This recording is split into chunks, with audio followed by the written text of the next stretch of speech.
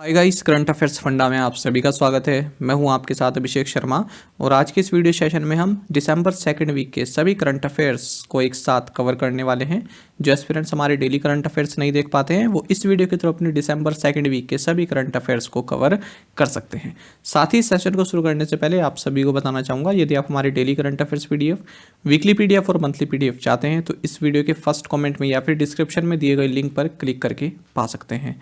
साथ ही आप current affairs funda को जरूर गूगल प्ले से इंस्टॉल कर लें, क्योंकि यदि आप हमारा ये पीडीएफ कोर्स लेते हैं, ये पेड कोर्स लेते हैं, तो जितना भी हमारा कंटेंट है राइट साइड में आप देख सकते हैं, अलग अलग तरह का कंटेंट आपको प्रोवाइड कराया जाता है पीडीएफ फॉर्मेट में।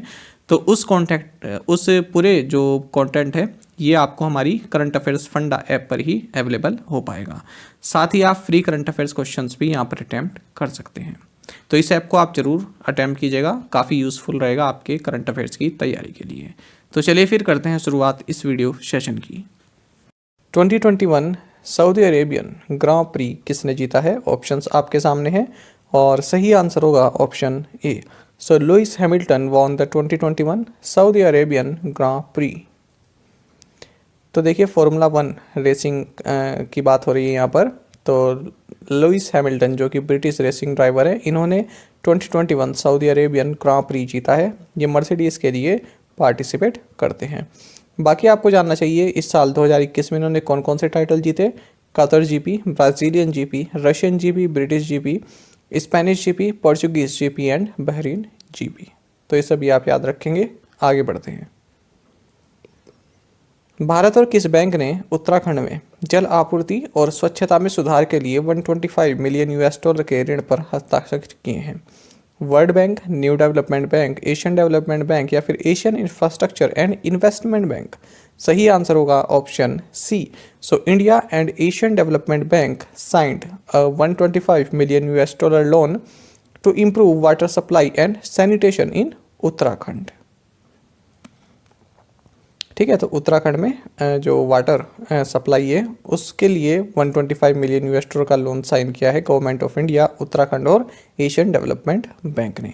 बाकी आप सभी जानते हैं, बार बार हम आपको बताते भी हैं कि ADB का हेडक्वार्टर्स मंडलयांग मनीला फिलीपींस में है। प्रेसिडेंट है मासात्सुको अशाकावा और इसकी स्थापना कब हुई थी ये कई बार एग्जाम में पूछा जाता है, सन पूछा जाता है, तो 1966। और हाल ही में हमने इससे जुड़े करंट अफेयर्स ये पढ़े हैं कि अगरतला में 61 मिलियन US$ का लोन गवर्नमेंट ऑफ इंडिया ने ADB के साथ साइन किया है ताकि अगरतला में अर्बन सर्विसेज को इम्प्रूव किया जाए। साथ ही आपको बताना चाहेंगे एशियन डेवलपमेंट बैंक भारत में इंडस्ट्रियल कॉरिडोर डेवलपमेंट के लिए भी 250 मिलियन US$ का लोन प्रोवाइड कराएगा। ये हम MCQs में ही पढ़ चुके हैं, आपको याद होगा, तो यहाँ पर रिविजन पर्पज़ के लिए आपको बता रहे हैं। आगे बढ़ते हैं। शारदा मेनन कौन थी? ऑप्शंस आपके सामने। India's first women psychiatrist, India's first women speaker of Lok Sabha, India's first women to win the miss earth title या फिर India's first women chief election commissioner? सही आंसर होगा ऑप्शन ए।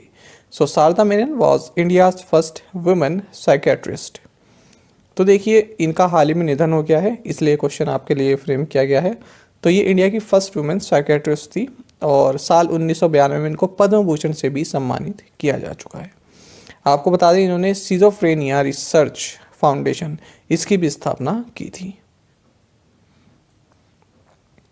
किस राज्य ने हमार अपन बजट नाम से एक वेब पोर्टल लॉन्च किया है? बिहार, झारखंड, वेस्ट बंगाल या फिर मध्य प्रदेश? सही आंसर होगा option B. So Jharkhand has launched a web portal named Hamar Apan budget.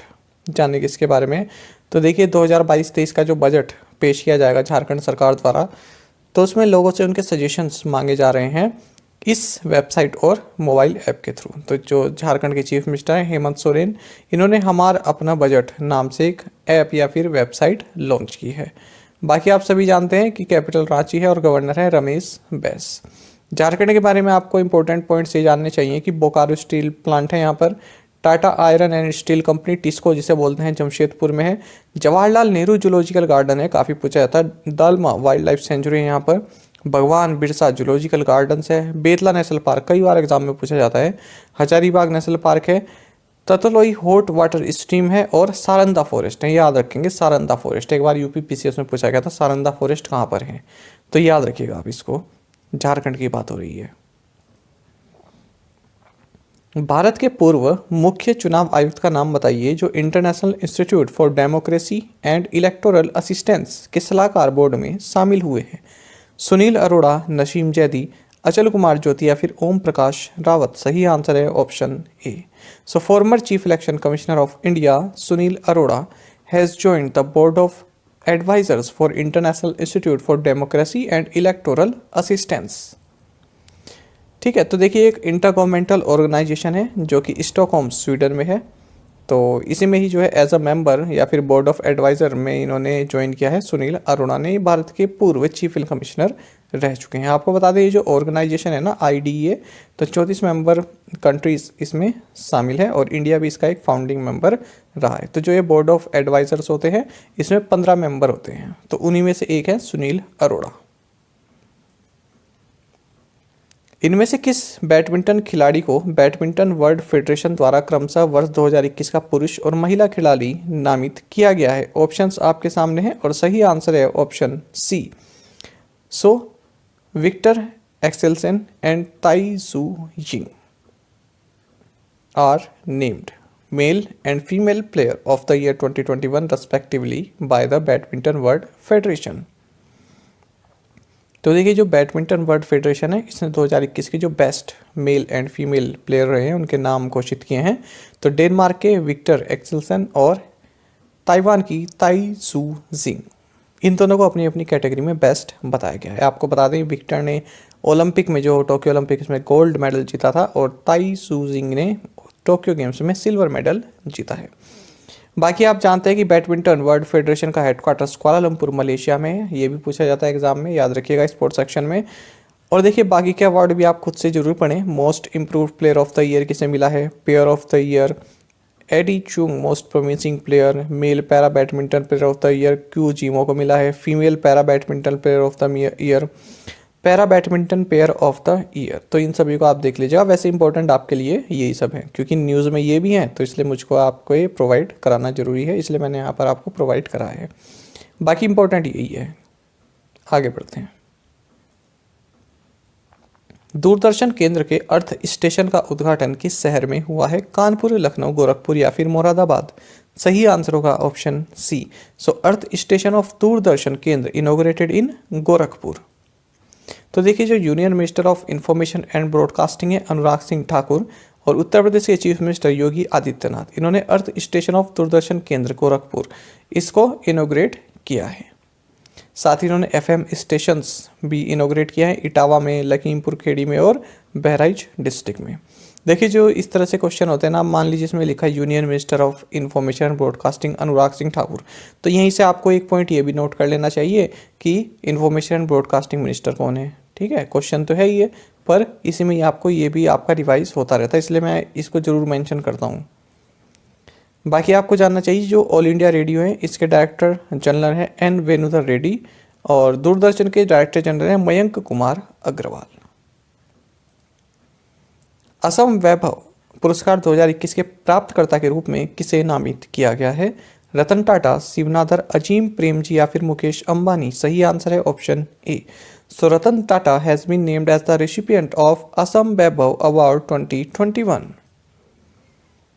तो देखिए former Tata sons chairman Ratan Tata, इनको असम वैभव अवार्ड के लिए चुना गया है क्योंकि इन्होंने असम में जो कैंसर केयर फैसिलिटीज़ है उनमें काफ़ी बड़ी मात्रा में कंट्रीब्यूट किया है।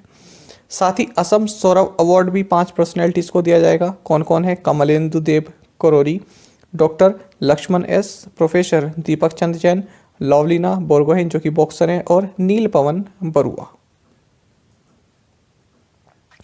कर्मचारी भविष्य निधि संगठन यानी EPFO में केंद्रीय भविष्य निधि आयुक्त के रूप में किसे नियुक्त किया गया है?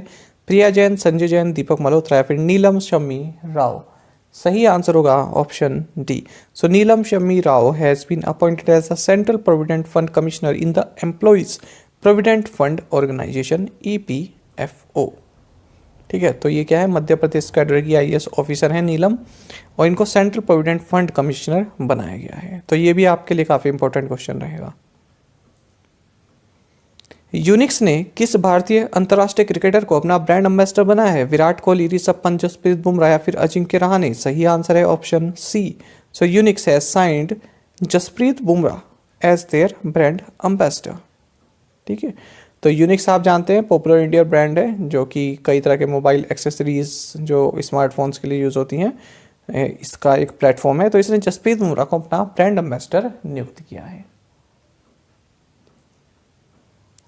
अदामा बैरो ने किस देश में राष्ट्रपति चुनाव जीता? सूडान, गाम्बिया, सेनेगल या फिर बुर्किना फासो। सही आंसर होगा option B. So Adama Barrow won the presidential elections in Gambia. बाकी आपको जानना चाहिए कि कैपिटल क्या है? बंजुल, और करेंसी है दलासी। भारतीय अमेरिकी गणितज्ञ का नाम बताइए जिन्हें सिप्रियन फोयस पुरस्कार के लिए चुना गया है। ऑप्शंस आपके सामने हैं, सही आंसर होगा option B. So Indian American mathematician Nikhil Srivastava has been selected for the inaugural Ciprian Foias prize. जानेंगे इनके बारे में। तो देखिए, ये $5,000 का कैश प्राइज में दिया जाता है सिप्रियन फोयस प्राइज। तो ये मिला है जो Indian American mathematician Nikhil Srivastava इनको।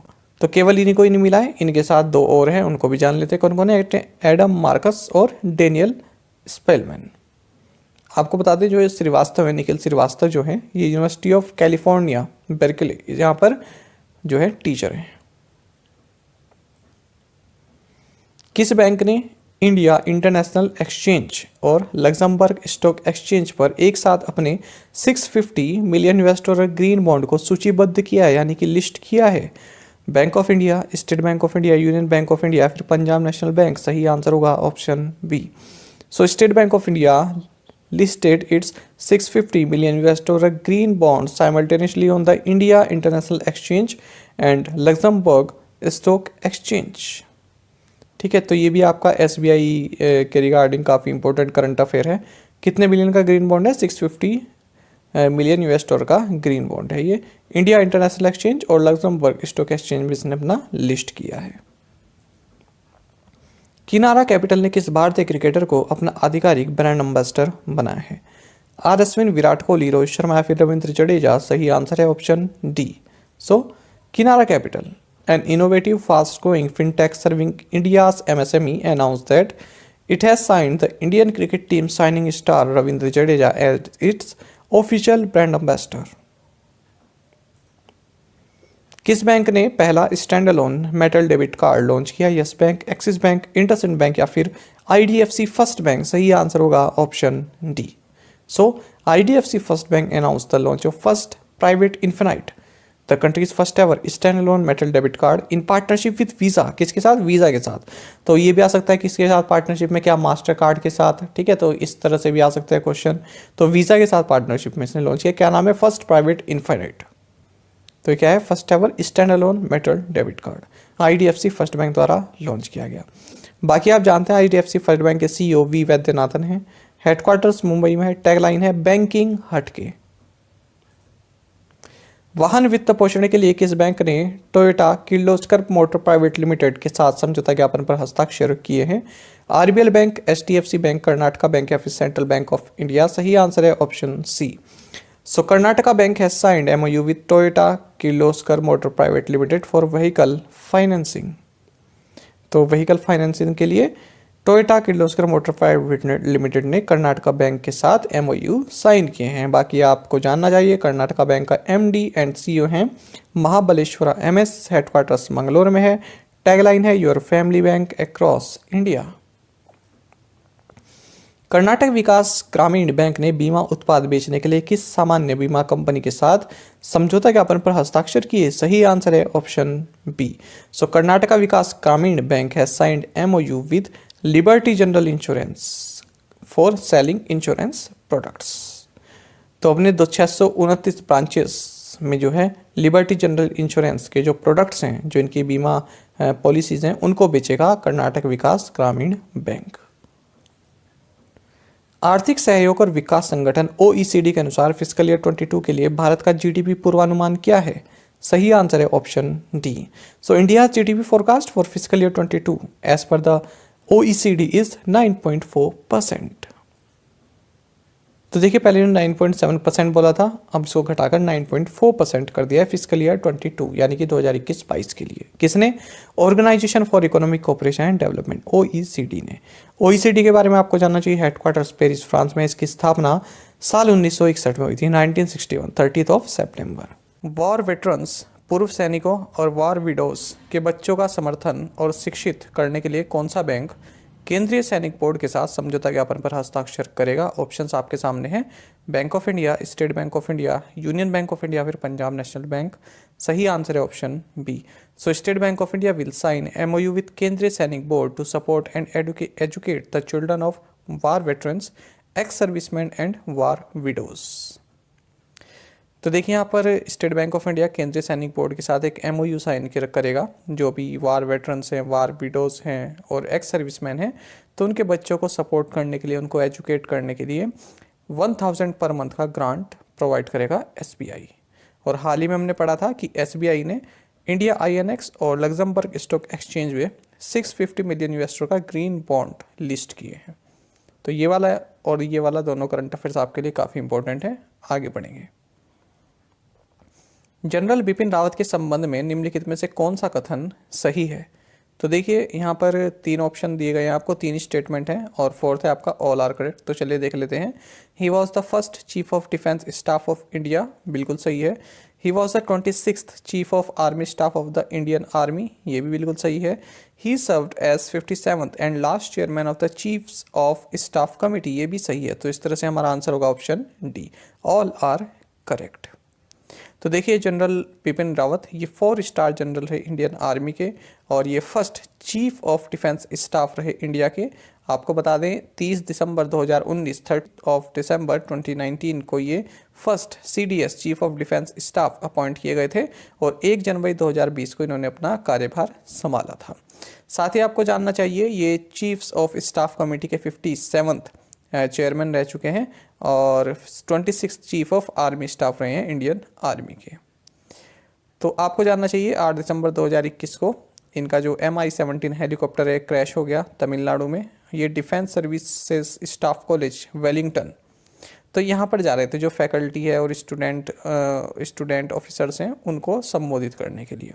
तो काफ़ी दुखद ये दुर्घटना हुई है और हम सभी जो है इनकी आत्मा की शांति के लिए प्रे करते हैं। चलिए आगे बढ़ते हैं। इनकी और जो भी साथ में रहे, ठीक है, इनका जो स्टाफ था, इनकी वाइफ रही, सभी की आत्मा की शांति के लिए प्रे करते हैं। आगे बढ़ेंगे। मैड्रिड में फाइनल में रूस ने किस देश को हराकर 15 साल बाद डेविस कप खिताब जीता है? इटली, सर्बिया, क्रोएशिया या फिर स्विट्जरलैंड? सही आंसर होगा option C. So Russia clinch the Davis cup title after 15 years defeating Croatia in the final at Madrid. देखिए डेविस कप आपके लिए इंपॉर्टेंट है, पूछा जा सकता है किसने जीता है। तो रशिया ने यहाँ पर 15 साल बाद डेविस कप टाइटल जीता है। और आपको बता दें ग्रुप मैच होते हैं, तो डेनिल मेदवेदेव ये भी रशिया के ही हैं, तो इन्होंने भी इसमें मैच जीता, काफ़ी अहम प्लेयर हैं ये। तो क्रोएशिया को हराकर इन्होंने फाइनल में ये टाइटल जीता है। कहाँ पर हुआ ये? मैड्रिड, स्पेन में हुआ है। अच्छा एक फैक्ट आपको और जानना चाहिए, जो डेविस कप है ये तो है मेंस का टेनिस इवेंट, इसी का इक्विवेलेंट जो इवेंट होता है विमेंस के लिए उसको बोलते हैं बिली जीन किंग कप। हाल ही में इसका नेम ये रखा गया है, इससे पहले इसको फेड कप बोलते थे, तो अब इसको बोला जाता है बिली जीन किंग कप। तो डेविस कप और ये दोनों एक ही हैं, बस ये मेंस के लिए और ये विमेंस के लिए है, जैसे उबर कप और थॉमस कप है ना, इसी तरह।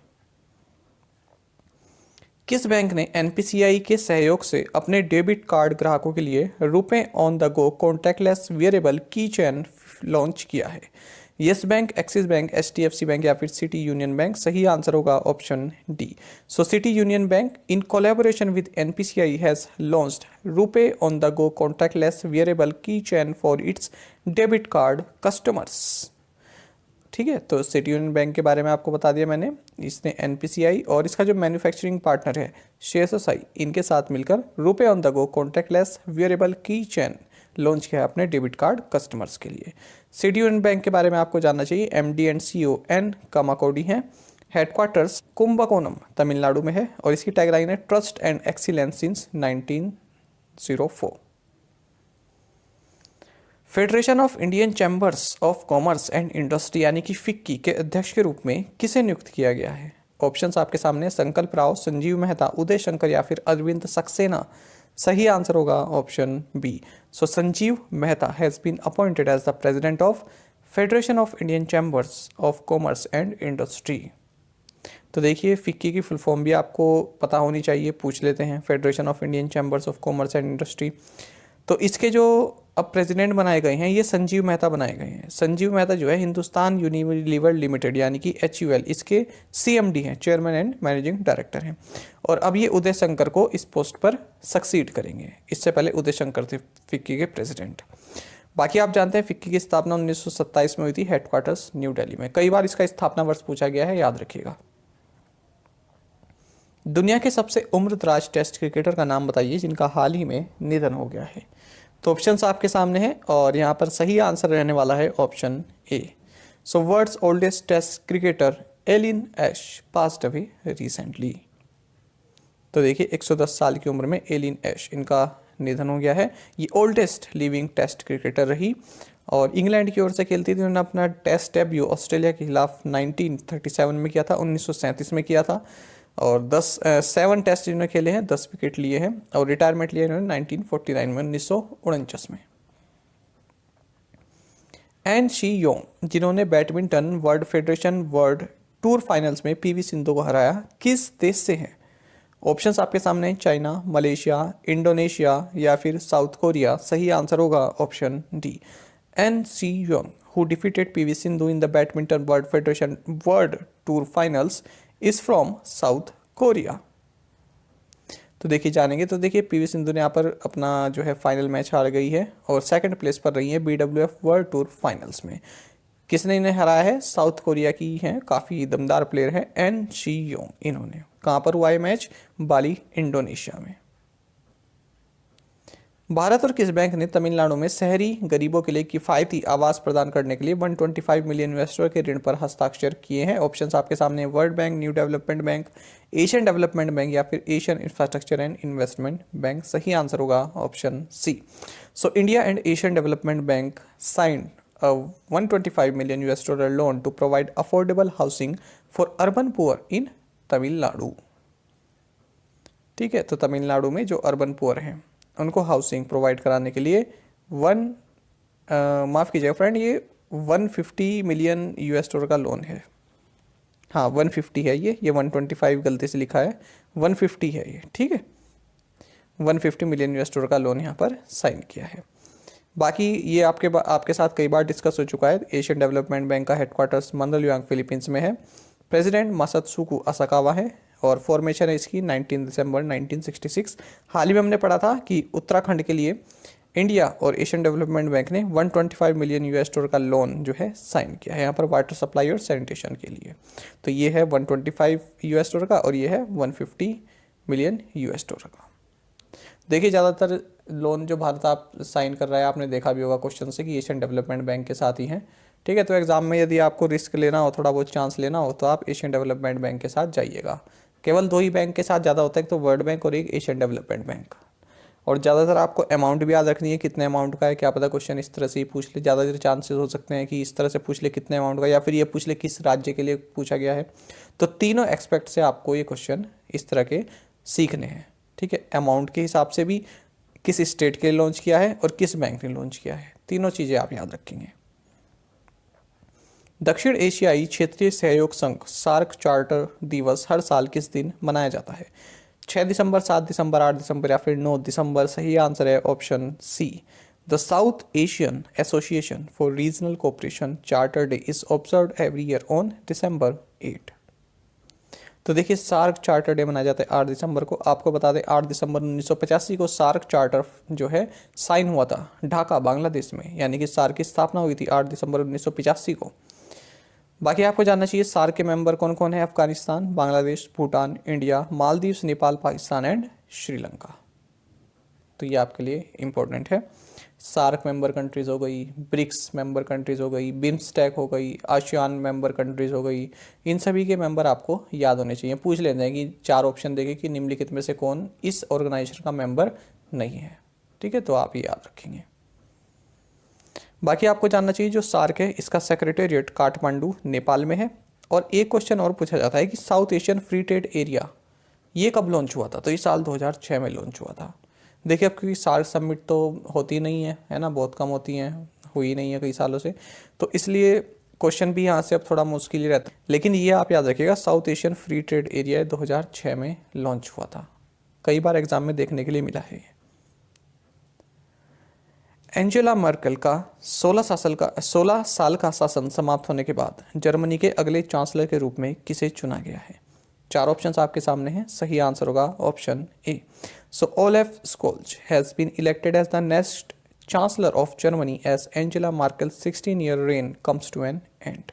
आप सभी जानते होंगे एंजेला मार्केल को, तो 16 साल के बाद अब ये जर्मनी की चांसलर पद से जो है रिटायर हो चुकी हैं, ये आप कहेंगे। तो जर्मनी की पार्लियामेंट ने ओलेफ स्कोल्ज इनको जो है इलेक्ट किया है जर्मनी का नेक्स्ट चांसलर। बाकी आपको जानना चाहिए, जर्मनी कैपिटल बर्लिन है, प्रेसिडेंट है फ्रैंक वॉल्टर स्टेनमेयर। अच्छा, यहाँ का जो अपर हाउस है, जैसे हमारे यहाँ राज्यसभा है, इसका नाम है बुंडेसरात, और जो यहाँ का लोअर हाउस है, जैसे हमारे यहाँ लोकसभा है, इसका नाम है बुंडेसटैग।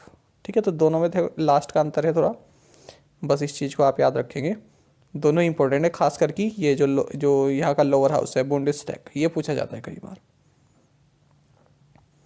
म्यांमार में जुंटा ने अपदस्थ नेता आंग सान सू की को सेना के खिलाफ उकसाने और कोविड-19 नियमों का उल्लंघन करने के लिए कितने साल के लिए जेल में डाल दिया है?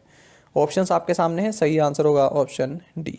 The junta in Myanmar gelled ousted leader आंग सान सू की for 4 years for incitement against the military and breaching COVID-19 rules। Incitement यानी कि भड़काना, ये वर्ड आप मार्क कर लीजिएगा, पूछा जाता है एग्जाम में। इंसाइटमेंट सिनोनिम्स में पूछ लिया जाता है, एंटोनिम्स में पूछ लिया जाता है भड़काना। जुंता, जुंता का मतलब क्या होता है? ऐसा मिलिट्री शासन जो कि हड़पा गया हो, किसी इलेक्टेड गवर्नमेंट को, डेमोक्रेटिकली इलेक्टेड गवर्नमेंट को हटा दिया हो आपने, तख्ता पलट कर दिया और अपना शासन कर लिया है किसी मिलिट्री ने, उसको बोलते हैं जुंता। इस तरह का शासन बोलता है जुंता, ये आप याद रखेंगे।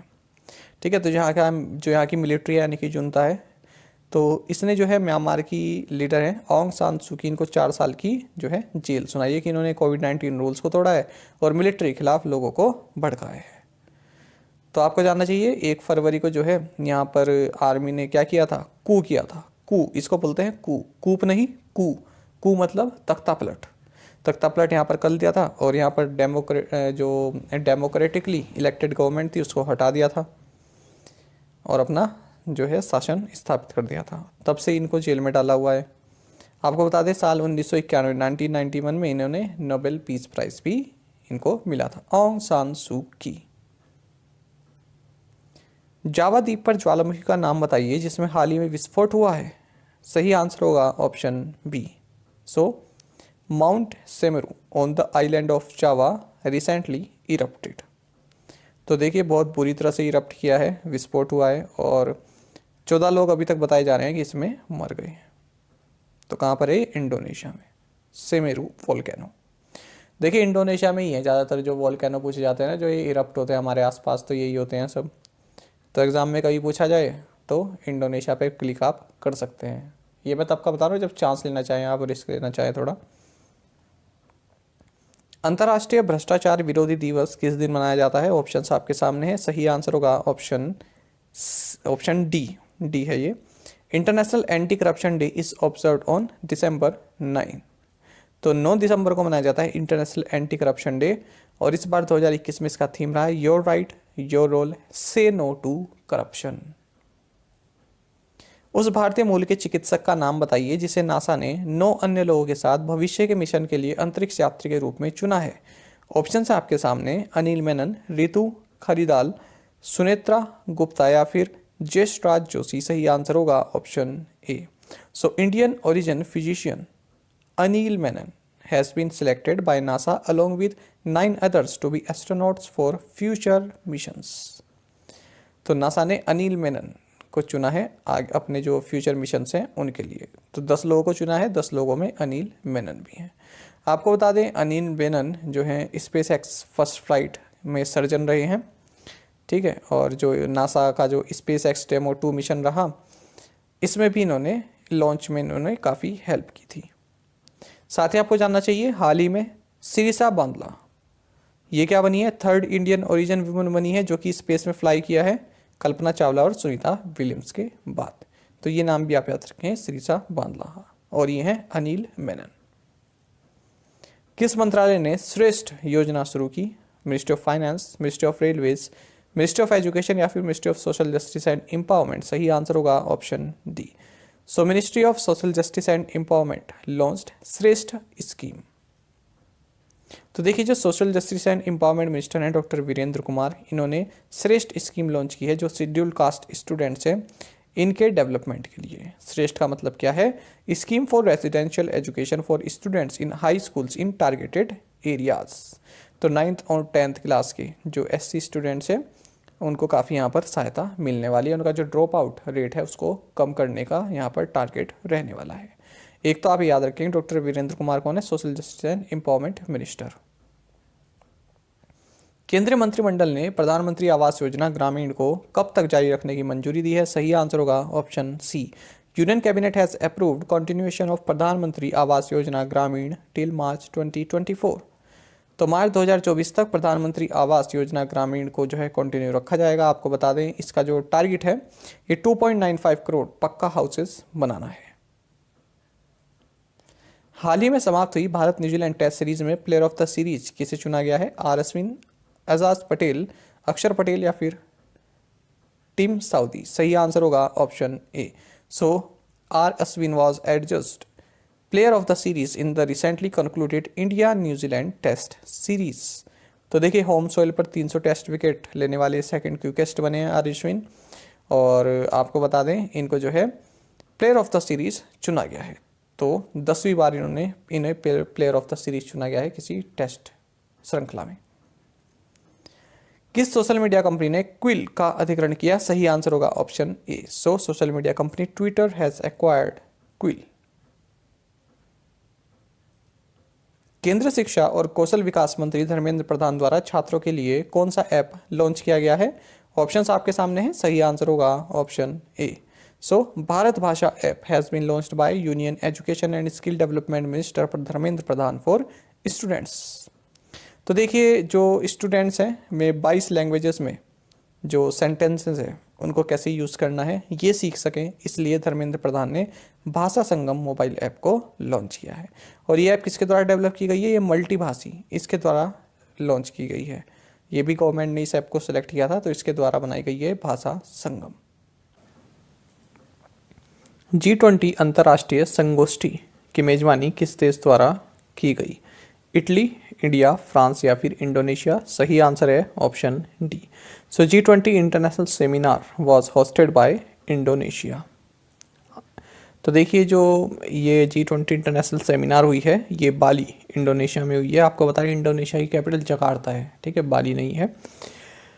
तो इंडोनेशिया के पास G20 की प्रेसिडेंसी है, तो इसलिए इसने G20 इंटरनेशनल सेमिनार को होस्ट किया है। और भारत की ओर से union minister for finance and corporate affairs Nirmala Sitharaman ने इसमें पार्टिसिपेट किया है न्यू दिल्ली से वर्चुअली। और थीम रहा इसका recover together, recover stronger.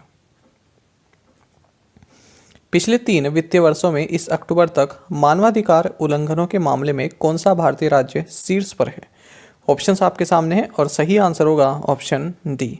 So Indian state Uttar Pradesh tops the list in human rights violation cases in the past 3 financial years till this October। तो देखिए, जो मिनिस्ट्री ऑफ होम अफेयर्स है इसने राज्यसभा में ये डेटा प्रोवाइड कराया है। इन्होंने कहा है कि 31 अक्टूबर तक जितने भी ह्यूमन राइट्स वायलेशन केसेस आए हैं नेशनल ह्यूमन राइट्स कमीशन के पास, तो उसमें 40% केसेस उत्तर प्रदेश से रिपोर्ट किए गए हैं। रिजर्व बैंक ऑफ इंडिया ने चालू वित्त वर्ष के लिए अपने जीडीपी विकास अनुमान को कितने प्रतिशत पर बरकरार रखा है और रेपो दर को कितने प्रतिशत पर अपरिवर्तित रखा है? ऑप्शंस आपके सामने हैं और सही आंसर होगा option D. The reserve bank of India retained its GDP growth projection for current fiscal year at 9.5% and kept the repo rate unchanged at 4%। तो देखिए, इस लास्ट का अंतिम जो बाई मंथली रिपोर्ट है वो आरबीआई ने जारी किया है। तो आरबीआई ने जो है इस फिस्कल ईयर के लिए 9.5% जीडीपी ग्रोथ बताई है, जो फिस्कल ईयर 22 हमारा चल रहा है। साथ ही रेपो रेट को अनचेंज रखा है 4% पर। मार्जिनल स्टैंडिंग फैसिलिटी रेट और बैंक रेट 4.25% ही रखा है। रिवर्स रेपो रेट भी 3.35% रहा है। तो ये लगातार 9वीं बार है जब आरबीआई ने जो ये इंटरेस्ट रेट हैं इनको ऐसा का ऐसा ही रखा है। देखिए क्या लिखा है, this is the 9th consecutive time that the RBI has maintained a status quo on the key interest rates. देखिए स्टेटस को ये काफ़ी इंपॉर्टेंट शब्द है। यदि आप डेली न्यूज़पेपर पढ़ते हैं तो आपको सुप्रीम कोर्ट के डिसीजन में इस तरह के शब्द मिल जाएंगे, ये वाला शब्द आपको मिल जाएगा। स्टेटस को क्या होता है, ज़्यादातर मान लीजिए सुप्रीम कोर्ट किसी को रोक देता है, वो कहता है कि अभी इस पर कोई भी कार्रवाई ना की जाए, स्टेटस को मेंटेन रखिए, यानी कि जैसी ये भी स्थिति है वैसे ही उसे रहने दीजिए। मान लीजिए कोई प्रोजेक्ट चल रहा है, ठीक है, आधा अभी चल रहा है, आधे पर रुक गया, कोई किसी ने उस पर एनओसी जो है लिया है, किसी ने कहा कि आपके पास एनओसी नहीं है और वो प्रोजेक्ट वहीं पर जो है बीच में रुका हुआ है। तो मान लीजिए सुप्रीम कोर्ट ने कहा कि अभी स्टेटस को बनाए रखें, यानी कि वो जो प्रोजेक्ट जितने पे रुका हुआ है ना उतने पर ही रोक के रखो, ना तो उसे तोड़ो और ना उसे आगे बढ़ाओ। तो इसका मतलब होता है स्टेटस को जितनी भी अभी जो अभी सिचुएशन है वहीं पर बनाए रखो। तो ये वर्ड आपके लिए इंपॉर्टेंट है, इंग्लिश के पैराग्राफ्स में भी आपको एग्जाम में मिल जाता है देखने के लिए।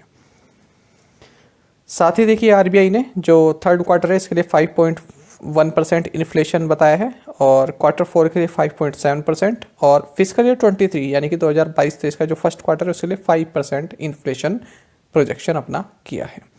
इसी चीज़ को यदि हम समराइज करें इस तरह से पिक्टोरियल में, तो repo rate 4%, reverse repo rate 3.35%, GDP projection for physical year 22 9.5%, inflation projection 5.3%। CPI inflation outlook third quarter के लिए 5.1%, यही वही है जो मैंने आपको बताया, और यह है जीडीपी प्रोजेक्शन जो मैं आपको बता चुका हूँ, थर्ड क्वार्टर के लिए 6.6%, फोर्थ क्वार्टर के लिए 6% और फिजिकल ईयर 23 का फर्स्ट क्वार्टर उसके लिए 17.2% और क्वार्टर 2 के लिए 7.8%। चलिए आगे बढ़ते हैं। वनडे के लिए भारत की पुरुष क्रिकेट टीम का नया कप्तान कौन है और उन्होंने टेस्ट टीम के उप कप्तान के रूप में किसे प्रतिस्थापित किया है? ऑप्शंस आपके सामने हैं और सही आंसर होगा ऑप्शन सी।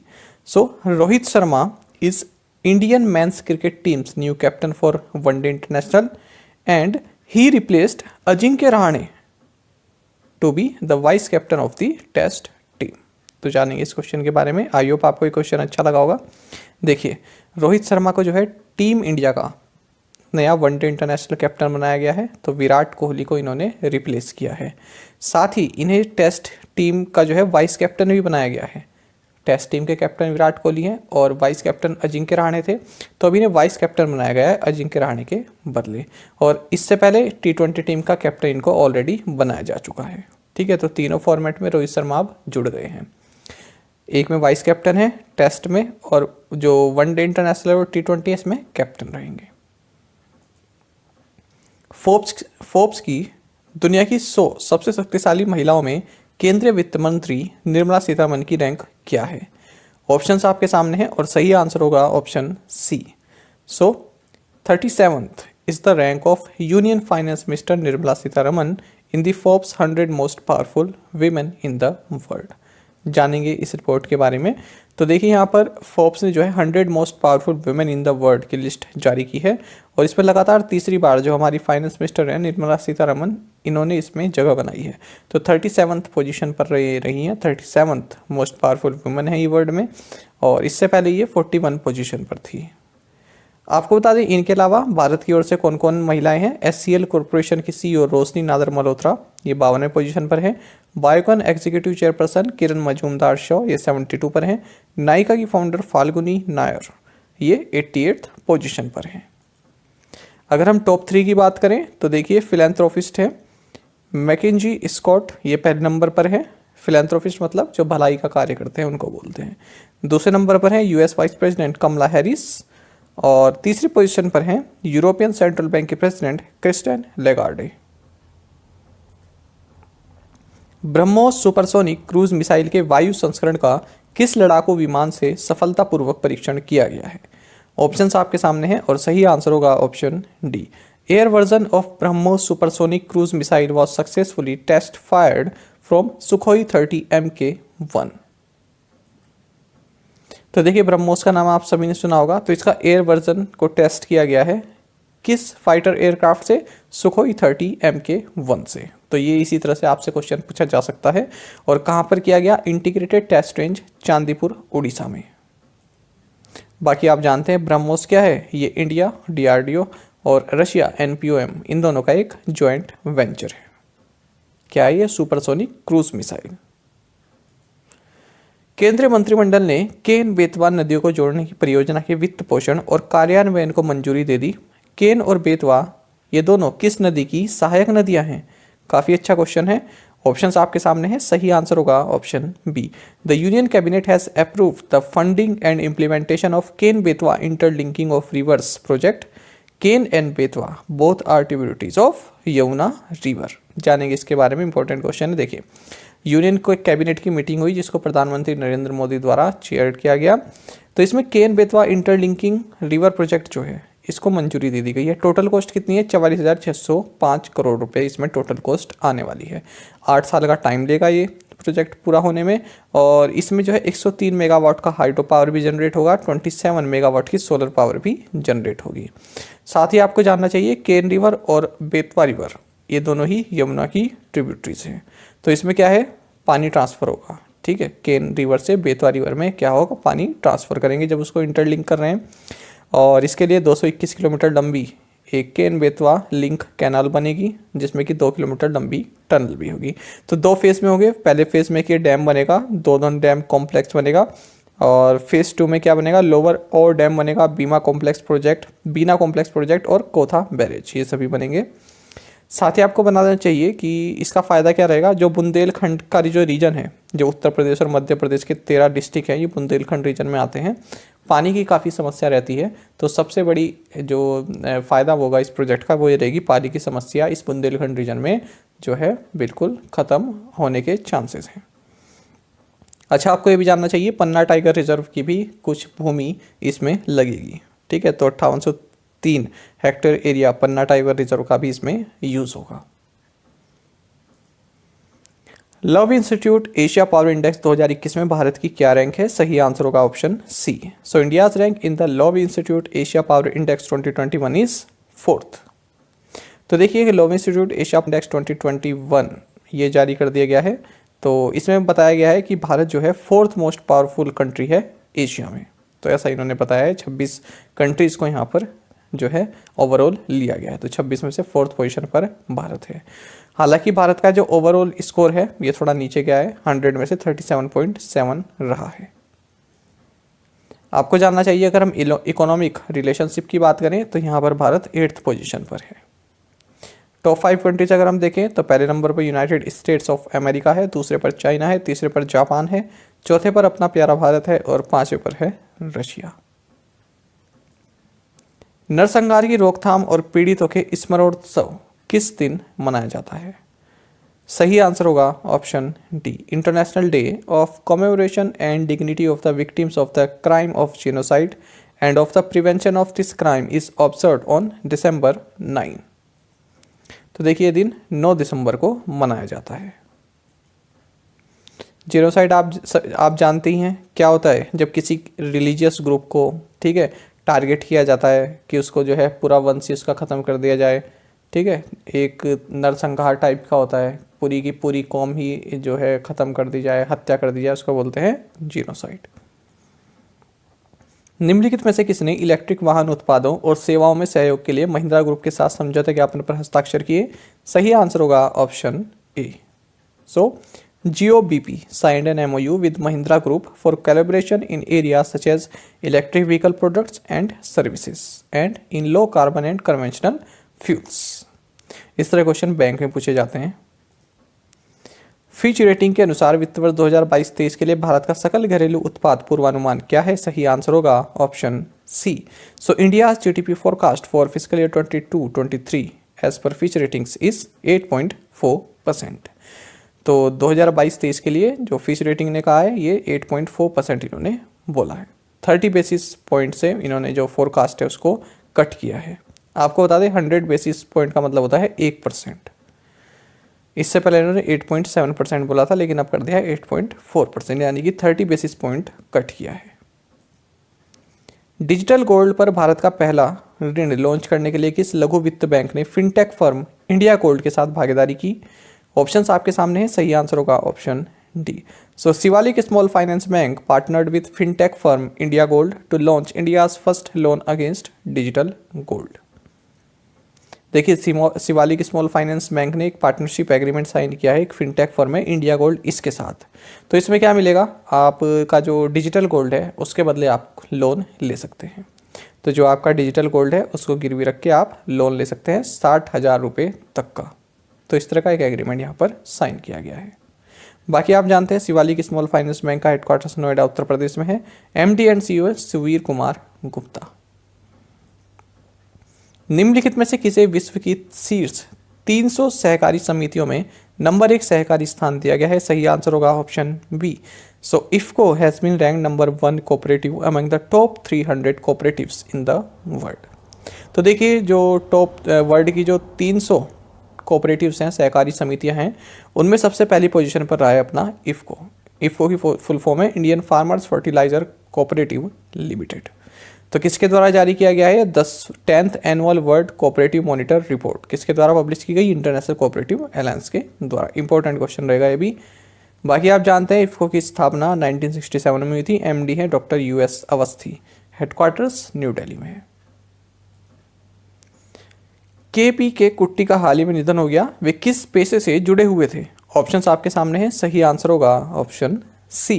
सो वेटरन जर्नलिस्ट KPK कुट्टी died due to age related illness, he was 89। KPK कुटी याद रखिएगा, इंपॉर्टेंट क्वेश्चन है, जर्नलिस्ट थे।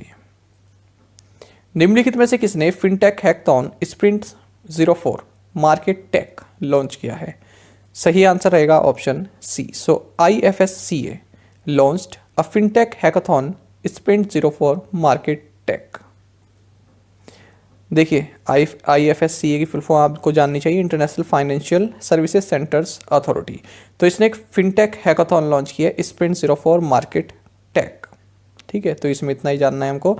अच्छा, एक चीज़ आप काफ़ी इंपॉर्टेंट याद रखिएगा, MCQ फॉर्मेट में भी क्या था, फिर से रिवाइज करा देता हूँ कि हाल ही में प्रधानमंत्री नरेंद्र मोदी ने इन्फिनिटी फोरम 2021 इसको लॉन्च किया था। और ये जो इन्फिनिटी फोरम 2021 है, इस इवेंट को होस्ट किया था इसी IFSCA ने, जिसकी हम इस क्वेश्चन में बात कर रहे थे। किसके साथ मिलकर? गिफ्ट सिटी और ब्लूमबर्ग के साथ मिलकर। किस भुगतान बैंक ने अनुसूचित भुगतान बैंक के रूप में कार्य करने के लिए रिजर्व बैंक ऑफ इंडिया की स्वीकृति प्राप्त कर ली है? सही आंसर होगा option C. So Paytm payments bank has gained the RBI's approval to function as a scheduled payments bank. तो देखिए अब जो पेटीएम पेमेंट्स बैंक लिमिटेड है, ये शेड्यूल्ड पेमेंट्स बैंक बन गया है, शेड्यूल्ड पेमेंट्स बैंक मिल गया है। तो इससे अब क्या होगा, कई तरह के फ़ायदे होंगे। देखिए आपने देखा होगा कई तरह के, जब जो हमारी सरकार है ये बैंक के पैकेजेस लॉन्च करती है, तो शेड्यूल्ड बैंक के लिए कुछ पैकेज लाती है, राहत पैकेज लाती है, तो अब उसमें भी भागीदारी इसको मिलेगी, इसका भी हिस्सा बढ़ेगा। दूसरा ये है कि इसको जो है इसमें फ़ायदा मिलेगा आपका, जो ये मार्जिनल स्टैंडिंग फैसिलिटी होती है, इसका मतलब क्या है, अगर मैं शॉर्ट में बताऊँ आपको, तो मतलब अगर जब इसका टोटल फंड मान लीजिए इसके पास जो फंड है वो ड्राई आउट हो गया है, ठीक है, पैसे की कमी है, तो ये इमरजेंसी तौर पर जो है लोन ले सकता है रिजर्व बैंक ऑफ इंडिया से। तो इस तरह की फैसिलिटी अब इसको मिल जाएगी, क्योंकि अब ये शेड्यूल्ड पेमेंट्स बैंक बन गया। इससे पहले इस तरह की फैसिलिटी ये अवेल नहीं कर सकता था। ठीक है, तो कई तरह की होगी। साथ ही जो रिजर्व बैंक ऑफ इंडिया के सभी ऑपरेशंस होते हैं, repo rates, reverse repo rates, इन सभी में भी ये पार्टिसिपेट कर सकता है। तो ये सभी फ़ायदे अब इसको मिल जाएंगे। बैंकिंग के आप एस्पिरेंट हैं तो आपसे पूछा जा सकता है इंटरव्यू में इस तरह के क्वेश्चन कि इससे क्या फ़र्क पड़ेगा। अब ये शेड्यूल्ड पेमेंट बैंक बन गया है तो इससे क्या फ़र्क पड़ने वाला है। तो इस तरह के क्वेश्चन आप देखिए, जो हमारे डेली के MCQ होते हैं ना, इसी में ही आपके इंटरव्यू के क्वेश्चन भी छुपे रहते हैं।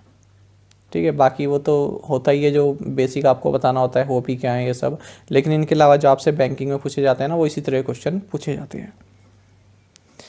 साथ ही आपको जानना चाहिए पेटीएम के फाउंडर जो हैं विजय शेखर शर्मा, इनका पेटीएम पेमेंट्स बैंक में 51% इनकी हिस्सेदारी है और बाकी की हिस्सेदारी है 197 कम्युनिकेशंस लिमिटेड की।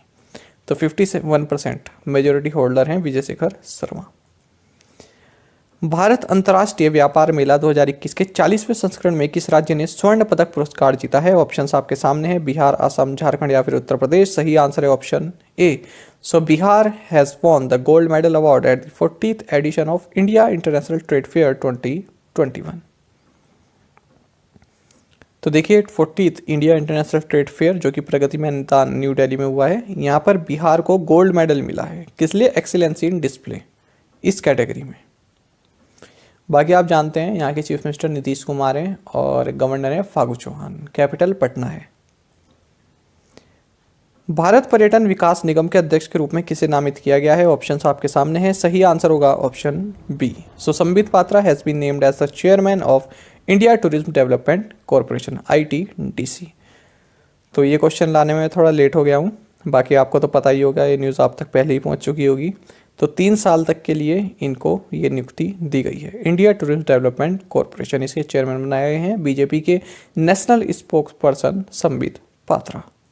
बाकी आपको जानना चाहिए जो ये ITDC है, ये अक्टूबर 1966 में इसकी स्थापना की गई थी। विश्व LPG संघ यानी कि WLPGA के अध्यक्ष के रूप में किसे चुना गया है? ऑप्शंस आपके सामने हैं और सही आंसर होगा option D. So Srikanth Madhav Vaidya has been elected as president of world LPG association. जानेंगे इनके बारे में। तो श्रीकांत माधव वैद्य कौन है? ये इंडियन ऑयल के चेयरमैन हैं और इनको वर्ल्ड LPG एसोसिएशन का प्रेसिडेंट या फिर हेड बनाया गया है और इस पोजीशन पर आने वाले ये दूसरे भारतीय हैं। इनसे पहले सार्थक बेहुरिया भी इस पोजीशन पर आ चुके हैं। आपको बता दें जो ये वर्ल्ड LPG एसोसिएशन है, इसका हेडक्वार्टर्स पेरिस, फ्रांस में है। आगे बढ़ते हैं। Nehru the debates that defined India नामक पुस्तक के लेखक कौन है? ऑप्शंस आपके सामने हैं और सही आंसर होगा option D. So Tripurdaman Singh and Adil Hussain are the author of the book titled Nehru the debates that defined India. तो देखिए काफ़ी इंपॉर्टेंट बुक रहेगी आपके आने वाले एग्जाम्स के लिए। तो राइटर्स के नाम आप याद रखेंगे, त्रिपुरदमन सिंह और आदिल हुसैन। तो इसमें नेहरू के बारे में बताया गया है जब ये कांग्रेस प्रेसिडेंट बने थे 1929 से, और उनकी डेथ 1964 तक के बारे में इनकी जर्नी बताई गई है। अच्छा, यहाँ पर आप देख सकते हैं नेहरू रिमेंड अ टावरिंग फिगर। टावरिंग फिगर का मतलब क्या हो गया? काफ़ी ऊंची शख्सियत। टावरिंग है ना, टावर क्या होता है? ऊंचा होता है। तो इस तरह से इंग्लिश में वर्ड्स का यूज़ किया जाता है। टावरिंग फिगर, काफ़ी ऊंची शख्सियत है इंडियन पॉलिटिक्स में। अभी भी देखिए आप, पॉलिटिक्स में इनका जिक्र होता ही रहता है। A man who left N indelible stamp on the history of south Asia. Indelible का मतलब क्या हो गया? ये कई बार आपके एग्जाम में पूछा जाता है, सिनोनिम्स में पूछ लिया जाता है, या फिर जो फिलर्स आते हैं जिसमें आपको फिल इन द ब्लैंक्स भरने होते हैं, वो उसमें पूछ लिया जाता है। इंडेलिबल यानी कि जिसे आप मिटा नहीं सकते। तो इस तरह की छाप इन्होंने साउथ एशिया की हिस्ट्री में छोड़ी है जिसको आप मिटा नहीं सकते। इंडेलिबल का मतलब है जिसे मिटाया नहीं जा सकता। तो दोनों ही शब्द आप याद रखें, खासकर कि इंडेलिबल। ये तो आपके इंग्लिश जैसे अगर आप बोलना चाहते हैं, वहाँ पर आप किसी को डिफाइन करना चाहते हैं तब यूज़ होता है। ये ज़्यादा आपके एग्जाम के लिए नहीं है इतना इंपॉर्टेंट, लेकिन ये इंडेलिबल ये बहुत इंपॉर्टेंट है। इस शब्द को आप जरूर सीखें। आगे बढ़ेंगे। मानवाधिकार दिवस किस दिन मनाया जाता है? ऑप्शंस आपके सामने हैं और सही आंसर होगा option D. So human rights day is observed every year on 10th of December. और क्यों मनाया जाता है 10th ऑफ दिसंबर? क्योंकि 10th ऑफ दिसंबर 1948 को universal declaration of human rights, इसको अडॉप्ट किया गया था यूनाइटेड नेशंस जनरल असेंबली के द्वारा। ये भी एग्जाम में पूछा जाता है कि किस साल universal declaration of human rights को अडॉप्ट किया गया था। आपको जानना चाहिए 2021 में इसका थीम है equality, reducing inequalities, advancing human rights. जब बात हो रही है ह्यूमन राइट्स की तो आपको जानना चाहिए United Nations human rights council की प्रेसिडेंट है नजात समीम फिजी की हैं। ये 2021 के लिए प्रेसिडेंट हैं और 2022 के भी नामित हो चुके हैं, उसके लिए हम MCQ में देखेंगे उन्हें। हेडक्वार्टर्स है इसका जेनेवा, स्विट्जरलैंड में। ठीक है। फिजी की कैपिटल क्या है? सुवा। फिजी की कैपिटल भी पूछी जाती है, याद रखेंगे। साथ ही अगर हम नेशनल ह्यूमन राइट्स कमीशन की बात करें, यानी कि भारत की हम बात करें, तो चेयरपर्सन है अरुण कुमार मिश्रा, हेडक्वार्टर्स न्यू दिल्ली में है। 56वां और 57वां ज्ञानपीठ पुरस्कार क्रमशः किसे मिला है? तो कई सारे ऑथर्स आपके सामने हैं। सही आंसर इसमें रहेगा ऑप्शन डी। सो नीलमणि फुकन JR या फिर junior won 56th and Damodar Mauzo won 57th Jnanpith award respectively. तो देखिए 2020 का जो ज्ञानपीठ है इसको 56th एडिशन ये रहा। ये जीता है असम के पोइट हैं नीलमणि फुकन JR या फिर जूनियर, और 57वां ज्ञानपीठ अवार्ड 2021 का ये दिया गया है दामोदर मौजो को। आपको बता दें जो ज्ञानपीठ अवार्ड है ये लिटरेचर के मामले में सबसे ओल्डेस्ट है और हाईएस्ट अवार्ड है जो भारत में जो है माना जाता है अगर हम लिटरेचर की बात करें। साल 1961 में इसको स्थापित किया गया था और लिटरेचर में आउटस्टैंडिंग कंट्रीब्यूशन के लिए दिया जाता है। तो ये केवल इंडियन राइटर्स को दिया जाता है जिन्होंने 8th शेड्यूल में जो इंडियन लैंग्वेजेस हैं उनमें या फिर इंग्लिश लैंग्वेज में कुछ लिखा हुआ हो। और आपको बता दें पोस्ट्यूमस दिया जाता है, यानी कि मरणोपरांत अवार्ड नहीं दिया जाता है। भारतीय सेना ने IGLA-1M मिसाइलों के नवीनीकरण के लिए किस कंपनी के साथ 471.41 करोड़ रुपए का अनुबंध किया है? ऑप्शंस आपके सामने है, सही आंसर होगा option A. So Indian army has inked a contract worth rupees 471.41 crore with Bharat dynamics limited for refurbishment of IGLA-1M missiles. ठीक है, तो यहाँ पर भारत डायनामिक्स लिमिटेड ने इंडियन आर्मी के साथ एक पैक्ट साइन किया है IGLA-1M मिसाइल्स के लिए। बाकी आपको जानना चाहिए जो भारत डायनामिक्स लिमिटेड है इसके CMD यानी कि chairman and managing director Siddharth Mishra है। हेडक्वार्टर्स हैदराबाद तेलंगाना में है। राष्ट्रपति रामनाथ कोविंद ने 22वें मिसाइल वेसल स्क्वाड्रन को राष्ट्रपति मानक प्रदान किया है। इस स्क्वाड्रन को और कुछ रूप में जाना जाता है। ऑप्शंस पढ़ेंगे, killer squadron, silent squadron, Vidyut squadron या फिर भारत स्क्वाड्रन। सही आंसर होगा option A. President Ramnath Kovind presented the president's standard to the 22nd missile vessel squadron. The squadron is also known as the killer squadron of Indian navy. अच्छा, याद रखेंगे यहाँ पर the क्यों लगा है या द जो भी आप बोलना चाहिए ये क्यों लगा है, क्योंकि इस द स्क्वाड्रन यहाँ पर अ स्क्वाड्रन क्यों लगा, ये जो द है ना ये डिफाइन कर रहा है कि पहले किसी स्क्वाड्रन की बात हो चुकी है। ठीक है, 22nd मिसाइल वेसल स्क्वाड्रन इसकी बात हो चुकी है, इसलिए यहाँ पर पूरा ना लिख के द लगा दिया है, यानी कि जो पहले वाली स्क्वाड्रन है ना उसकी बात करें इसलिए द लगता है। काफ़ी इंपॉर्टेंट है ये आर्टिकल्स के रूल AN द के।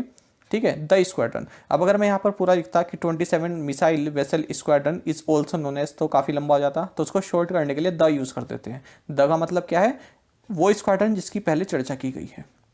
चलिए खैर ये तो इंग्लिश की बात हो गई। तो देखिए प्रेसिडेंट रामनाथ कोविंद ने यहाँ पर प्रेसिडेंट स्टैंडर्ड, ये एक तरह का सम्मान है, एक ऑनर है, ये दिया है 22nd मिसाइल वेसल स्क्वाड्रन को, जिसे किलर स्क्वाड्रन भी बोला जाता है इंडियन नेवी का। ये मुंबई में दिया गया है। आपको बता दें जो निशान अधिकारी है लेफ्टिनेंट युद्धि सुहा, इन्होंने प्रेसिडेंट से ये स्टैंडर्ड प्राप्त किया है। तो किसी भी मिलिट्री यूनिट को जो हाईएस्ट ऑनर दिया जाता है सुप्रीम कमांडर द्वारा, यानी कि जो राष्ट्रपति होते हैं तीनों सेनाओं के सुप्रीम कमांडर, उनके द्वारा ये प्रेसिडेंट स्टैंडर्ड दिया जाता है। आपको बता दें साल 1951 27 मई को डॉक्टर राजेंद्र प्रसाद जो कि था प्रेसिडेंट थे, इन्होंने इंडियन नेवी को प्रेसिडेंट्स कलर दिया था। तो एक सम्मान होते हैं सब। बैंक इंश्योरेंस के लिए किस बैंक ने star health and allied insurance company limited के साथ भागीदारी की है या साझेदारी की है? सही आंसर होगा option C. So federal bank has partnered with star health and allied insurance corporation limited for bank insurance. ठीक है, तो इसमें तो केवल इतना ही जानना था। बाकी आप जान लीजिए कि फेडरल बैंक का हेडक्वार्टर्स एलुआ कोच्चि केरल में है। MD and CEO Shyam Srinivasan है। टैगलाइन है यूर परफेक्ट बैंकिंग पार्टनर। बाकी हाल ही में हमने पढ़ा था किसी तरह का bank insurance partnership federal bank और आदित्य बिरला हेल्थ इंश्योरेंस ने भी साइन किया है। बैंक इंश्योरेंस में आपको कई बार बता चुका हूँ कि क्या होता है। आगे बढ़ेंगे। भारतीय जीवन बीमा निगम यानी कि LIC को किस बैंक में अपनी हिस्सेदारी 9.99% तक बढ़ाने के लिए रिजर्व बैंक ऑफ इंडिया से मंजूरी मिल गई है? ऑप्शंस आपके सामने हैं, सही आंसर होगा option C. So life insurance corporation of India has received approval from the RBI to increase its stake in IndusInd bank to up to 9.99%।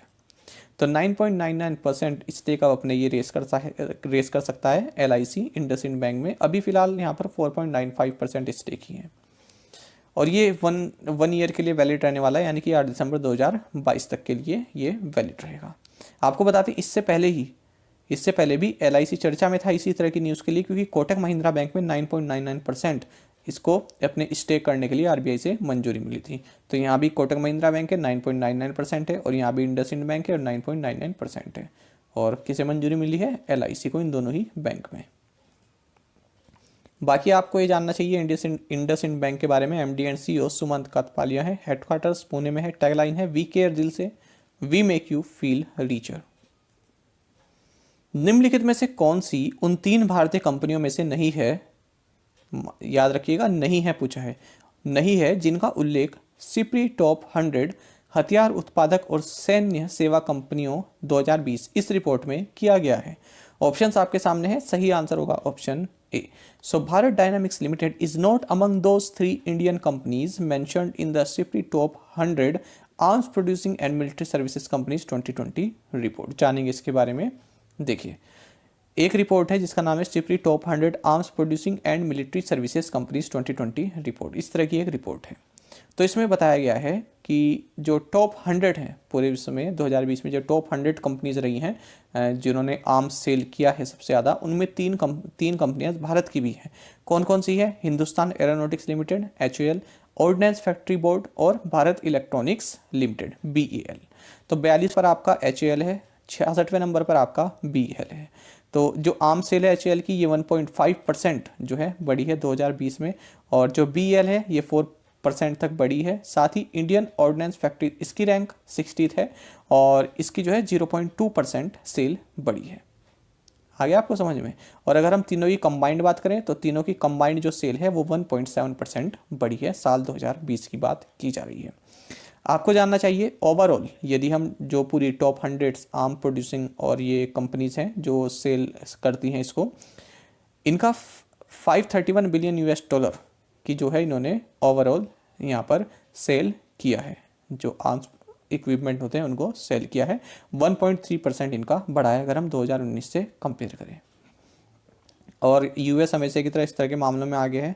सबसे ज़्यादा 54% कंपनीज जो हैं इसमें US की है।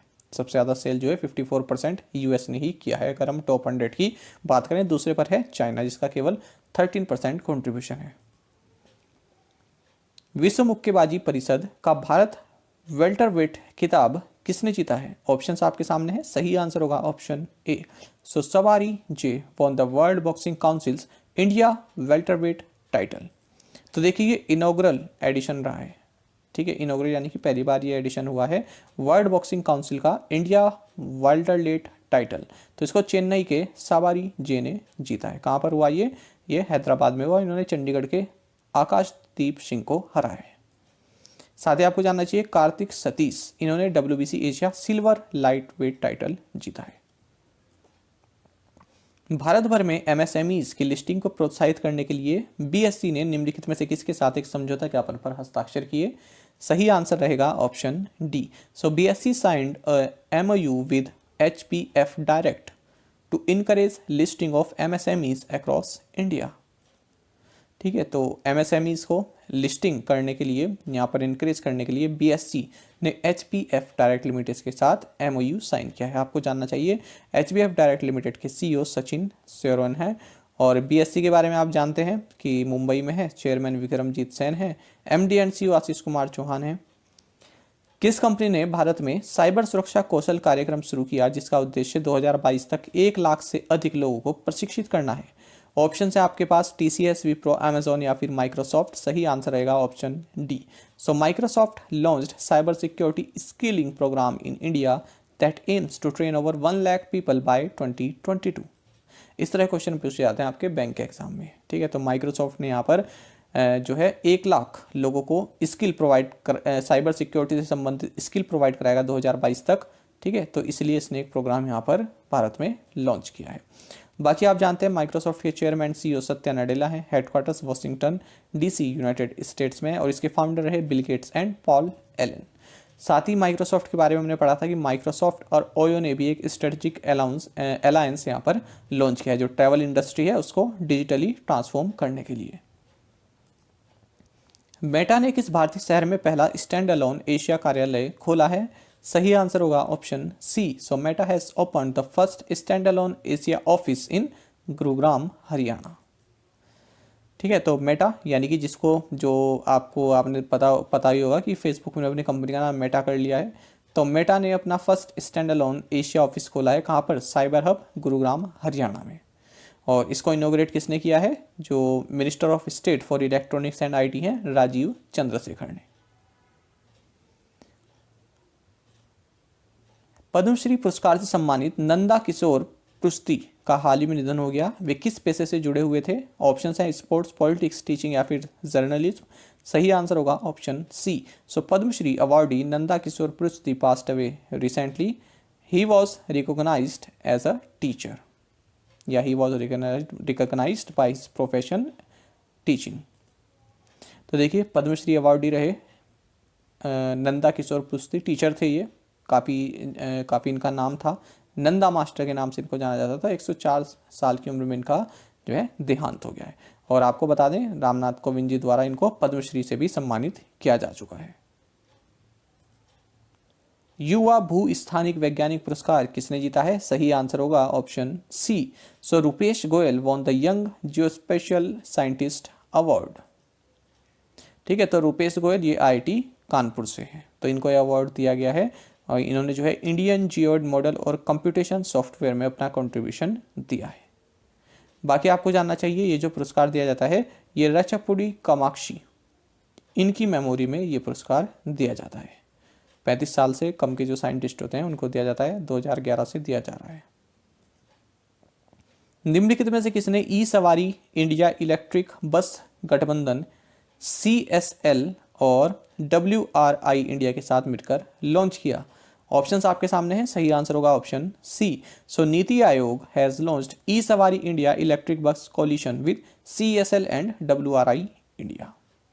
तो देखिए गवर्नमेंट थिंक टैंक है, आप जानते हैं नीति आयोग, इसने e Sawari India electric bus coalition launch किया है किसके साथ मिलकर? CSL यानी कि कन्वर्जेंस एनर्जी सर्विसेज लिमिटेड और WRI इंडिया यानी कि वर्ल्ड रिसोर्सेज इंस्टीट्यूट इंडिया, इन दोनों के साथ मिलकर। और इसमें सपोर्ट रहा है ट्रांसफॉर्मेटिव अर्बन मोबिलिटी इनिशिएटिव का। विश्व असमानता रिपोर्ट 2022 के ऑथर कौन है या इसको किसने लिखा है, इसको किसने तैयार किया है? सही आंसर होगा option C. So Lucas Chancel authored the World Inequality Report 2022। देखिए काफ़ी चर्चा में ये वाली रिपोर्ट, जानेंगे इसके बारे में। तो वर्ल्ड इनइक्वालिटी रिपोर्ट 2022 है, इसको लिखा है जो वर्ल्ड इनइक्वालिटी लैब के को डायरेक्टर हैं ल्यूकास चांसल, और इसमें कई और भी इकोनॉमिस्ट शामिल रहे जिनमें कि थॉमस पिकेटी भी हैं, फ्रेंच इकोनॉमिस्ट हैं ये। तो देखिए इसमें बताया गया है कि भारत जो है ना काफ़ी पुअर है और यहाँ पर काफ़ी अनइक्वल कंट्री है, यानी कि जो पैसा है वो अनइक्वली डिस्ट्रीब्यूटेड है। यदि हम टॉप की जो 1% पॉपुलेशन है ना, जो सबसे अमीर है, उनके पास ही 1/5 से ज़्यादा जो है मतलब जो धन है वो है, जो संपदा है वो है। टोटल नेशनल इनकम का 1/5 तो केवल 1% के पास ही है जो सबसे टॉप की है। और अगर हम सबसे निचले की बात करें, बॉटम हाफ की बात करें, तो उनके पास केवल 13% है। ये बताया गया है यहाँ पर इस रिपोर्ट में। साथ ही इन्होंने ये बताया है कि जो एवरेज नेशनल इनकम है इंडियन एडल्ट पॉपुलेशन की वो 2,04,200 रुपये है, और जो बॉटम 50% है वो 53,610 रुपये कमाते हैं, और जो टॉप के 10% हैं वो 20 टाइम ज़्यादा कमाते हैं, 11,66,520 रुपया वो कमाते हैं। और एवरेज हाउस होल्ड वेल्थ जो है इंडिया में ये 9,83,010 रुपये है। साथ ही उन्होंने बताया कि फीमेल लेबर इनकम शेयर जो है वो 18% है, जो कि काफ़ी कम है। स्टार्टअप्स को अपना स्टार्टअप टूल किट प्रोवाइड कराने के लिए, ऑफर करने के लिए किस कंपनी ने अमेजॉन वेब सर्विसेज के साथ साझेदारी की? सही आंसर होगा option A. So Paytm has partnered with Amazon web services to offer its startup tool kit to startups. देखिए पेटीएम के बारे में आप सभी जानते हैं, तो इसने अमेजॉन वेब सर्विसेज के साथ भागीदारी की है। ठीक है, किस लिए? जो स्टार्टअप्स हैं उनको अमेजॉन वेब सर्विस यदि वो एक्टिवेट करते हैं तो जो स्टार्टअप टूल्स है वो प्रोवाइड कराया जाएगा। स्टार्टअप फ्री टूल्स, रिसोर्सेज और भी जो स्टार्टअप्स को ज़रूरी होते हैं, चाहे वो टेक्निकल से संबंधित हो चाहे मैनेजमेंट से संबंधित टूल है, वो प्रोवाइड कराए जाएंगे यदि वो अमेजॉन वेब सर्विसेज को एक्टिवेट करते हैं। नवीनतम स्वास्थ्य और परिवार सर्वेक्षण के अनुसार भारत की कुल प्रजनन दर क्या है? सही आंसर है option A. So 2.0 is India's total fertility rate as per the latest health and family survey. तो देखिए जो latest health and family survey है, जो इसका सेकंड फेज है और इसका 5th राउंड, इसमें कुछ आंकड़े निकल कर आए हैं जो कि काफ़ी अच्छे हैं। आपको बता दें ये सेकंड फेज़ है, फर्स्ट फेज़ साल 2020 में लॉन्च किया गया था। तो इसमें कहा है कि जो इंडिया की पॉपुलेशन है वो थोड़ा स्टेबलाइज होती हुई दिख रही है। जो टोटल फर्टिलिटी रेट है, टोटल फर्टिलिटी रेट का मतलब होता है कि एक महिला पर कितने बच्चे हैं, एक महिला के पास कितने बच्चे हैं। An average number of children पर वीमेन, प्रति महिला कितने बच्चे हैं। ठीक है, तो इसने बताया है कि ये अब 2.0 हो चुका है, जब 2015-16 में 2.2 था। ठीक है, ये बात इन्होंने बताई गई, जितना कम होता है उतना अच्छा होता है। और साथ ही इन्होंने बताया जो कॉन्ट्रासेप्टिव के जो तरीके होते हैं उसको भी लोग ज़्यादा अपनाने लगे हैं। पहले 54% था जब पिछली बार किया था ये सर्वे, और अब जो है 67% लोग कॉन्ट्रासेप्टिव को अपनाते हैं या उसको यूज़ करते हैं। किस राज्य ने दूध मूल्य प्रोत्साहन योजना शुरू की है। ऑप्शंस आपके सामने हैं और सही आंसर होगा option C. So Uttarakhand has launched milk price incentive scheme. Incentive मतलब प्रोत्साहन राशि। तो 53,000 पीपल को ये यहाँ पर बेनिफिट देने वाला है। उत्तराखंड के चीफ मिनिस्टर पुष्कर सिंह धामी द्वारा लॉन्च की गई है मिल्क प्राइस इंसेंटिव स्कीम। बाकी आपको जानना चाहिए, उत्तराखंड के governor lieutenant general Gurmeet Singh है, ये रिटायर्ड हैं। Chief minister Pushkar Singh Dhami. Capitals हैं यहाँ पर विंटर देहरादून और समर गैरसैंण। अच्छा, उत्तराखंड हाल ही में काफ़ी न्यूज़ में रहा पूरे एक साल, क्योंकि इसने कई तरह के इंडियाज़ फर्स्ट इस तरह की न्यूज़ में रहा है। चलिए देख लेते हैं, सबका रिवीजन करेंगे एक साथ। तो देखिए, इंडिया का लार्जेस्ट एरोमेटिक गार्डन भी उत्तराखंड के नैनीताल में ओपन हुआ। इंडिया का फर्स्ट फॉरेस्ट हीलिंग सेंटर, ये भी उत्तराखंड के रानीखेत में इनॉग्रेट किया गया। इंडिया का फर्स्ट क्रिप्टोगामिक गार्डन यहाँ की कैपिटल देहरादून में इनॉग्रेट किया गया। इंडिया का फर्स्ट पॉलिनेटर पार्क, ये भी उत्तराखंड के हल्द्वानी में इनॉग्रेट किया गया। इंडिया का लार्जेस्ट ओपन एयर फैनरी, ये भी उत्तराखंड के रानीखेत में इनॉग्रेट किया गया। उत्तराखंड फॉरेस्ट डेवलपमेंट डिपार्टमेंट ने इंडिया का फर्स्ट लाइकन पार्क, ये भी कुमाऊं में लॉन्च किया है या इनॉग्रेट किया गया है। साथ ही इंडिया का हाईएस्ट हर्बल गार्डन, ये भी उत्तराखंड में ही इनॉग्रेट किया गया। साथ ही उत्तराखंड गवर्नमेंट ने first arboretum for Shivalik range, इसको भी सेटअप किया है। तो ये इंडिया का फर्स्ट है जो शिवालिक रेंज के लिए आर्बोरेटम यानी कि बोटेनिकल गार्डन टाइप आप इसको समझ सकते हैं। तो ये सभी न्यूज़ आपके लिए इंपॉर्टेंट है। चलिए आगे बढ़ते हैं। किस बैंक ने आशु सुयास को अपने बोर्ड में एक स्वतंत्र निदेशक यानी कि इंडिपेंडेंट डायरेक्टर के रूप में नियुक्त किया है। सही आंसर होगा option D. So Kotak Mahindra bank has appointed Ashu Suyash as an independent director on its board. ठीक है, तो नाम याद रखिए, आशु सुयास। इससे पहले क्रिसिल लिमिटेड जो है इसमें मैनेजिंग डायरेक्टर एंड सीईओ रही थी। साथ ही आपको जानना चाहिए, कोटक महिंद्रा बैंक के सीईओ उदय कोटक हैं। हेडक्वार्टर्स मुंबई में है और टैगलाइन है लेट्स मेक मनी सिंपल, अब कोना कोना कोटक।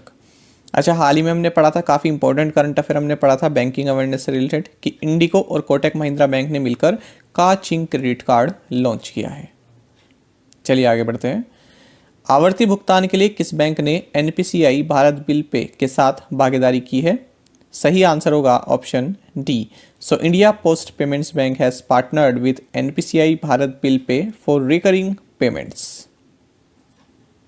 ठीक है, तो देखिए जो कस्टमर्स हैं उन्हीं के डोर स्टेप पर जाकर वो भुगतान कर सकें, इस तरह की फैसिलिटी अब प्रोवाइड कराएगा इंडिया पोस्ट पेमेंट्स बैंक, किसके साथ मिलकर एनपीसीआई भारत बिल पे के साथ। यानी कि यदि आप कोई भी पेमेंट करना चाहते हैं तो आप जो इंडिया पोस्ट पेमेंट बैंक है उससे रिलेटेड यदि आप कोई पेमेंट करना चाहते हैं तो आप आसपास के पोस्ट ऑफिस में भी जाकर कर सकते हैं। साथ ही cash based assisted bill payments भी आपके डोर स्टेप पर प्रोवाइड कराएंगे। बाकी आपको जानना चाहिए, जो एनपीसीआई भारत बिल पे है इसके सीईओ नुपुर चतुर्वेदी हैं। इंडिया पोस्ट पेमेंट्स बैंक की बात कर लेते हैं, सीईओ जे वेंकट रामू है। हेडक्वार्टर्स न्यू दिल्ली में है। टैगलाइन है आपका बैंक आपके द्वार।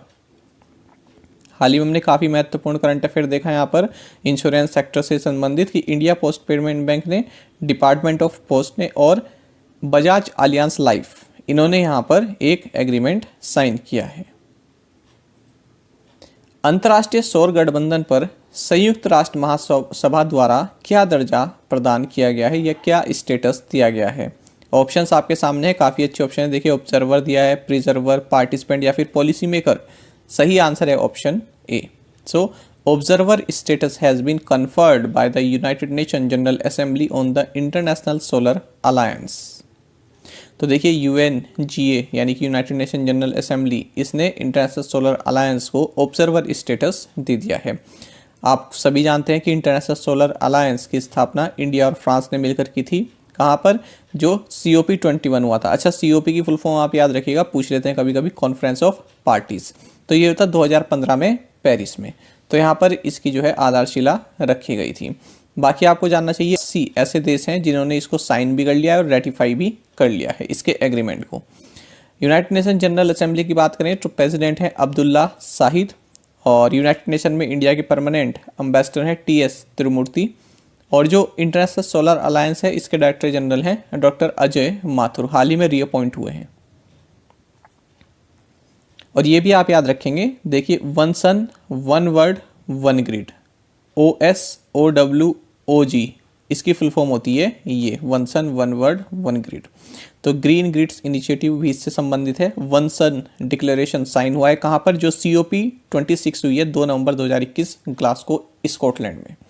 तो ये आप याद रखेंगे, वन सन डिक्लेरेशन कहाँ पर साइन हुआ, ग्लासगो में जो COP 26 हुई 2 नवंबर 2021 को यहाँ पर।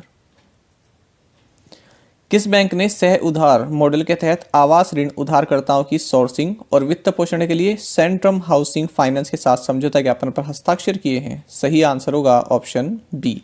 सो bank of Baroda has signed MOU with Centrum housing finance for sourcing and financing housing loan borrowers under co-lending model.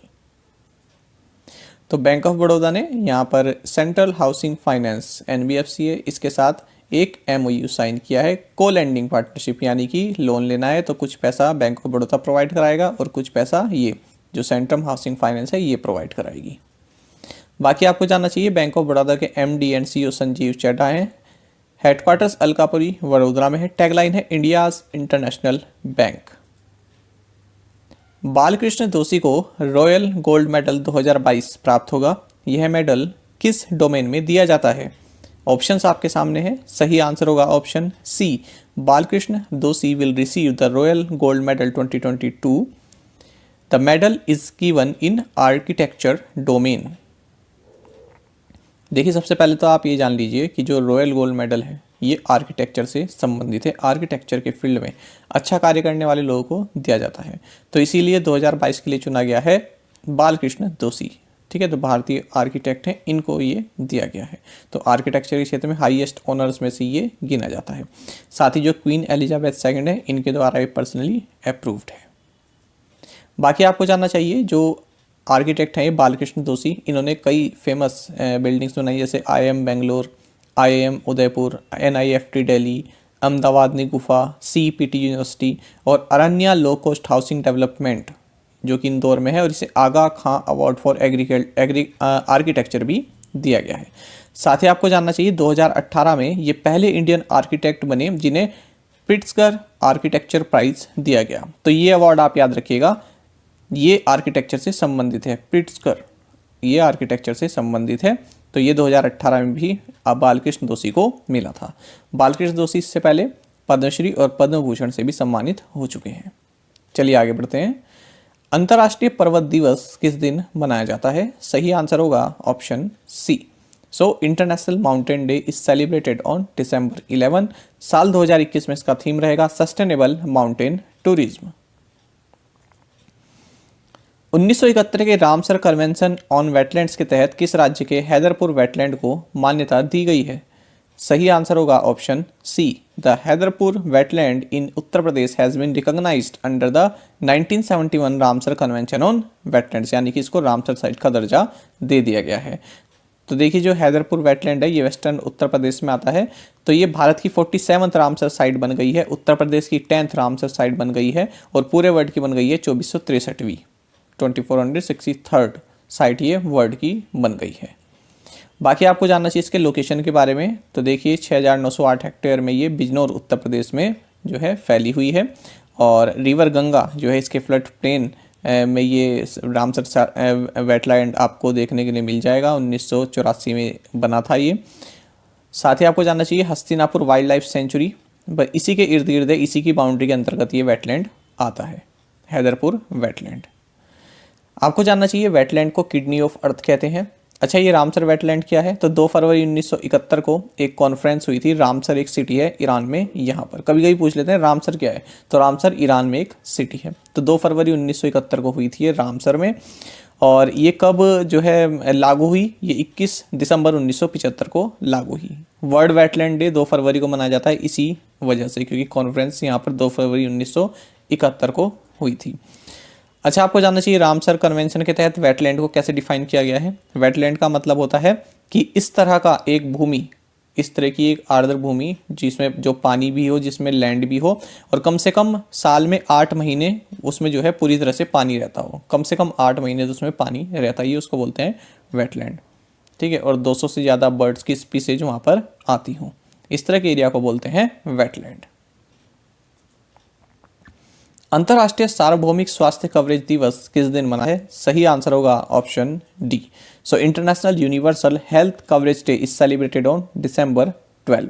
और साल 2021 में इसका थीम रहा leave no one's health behind, invest in health systems for all.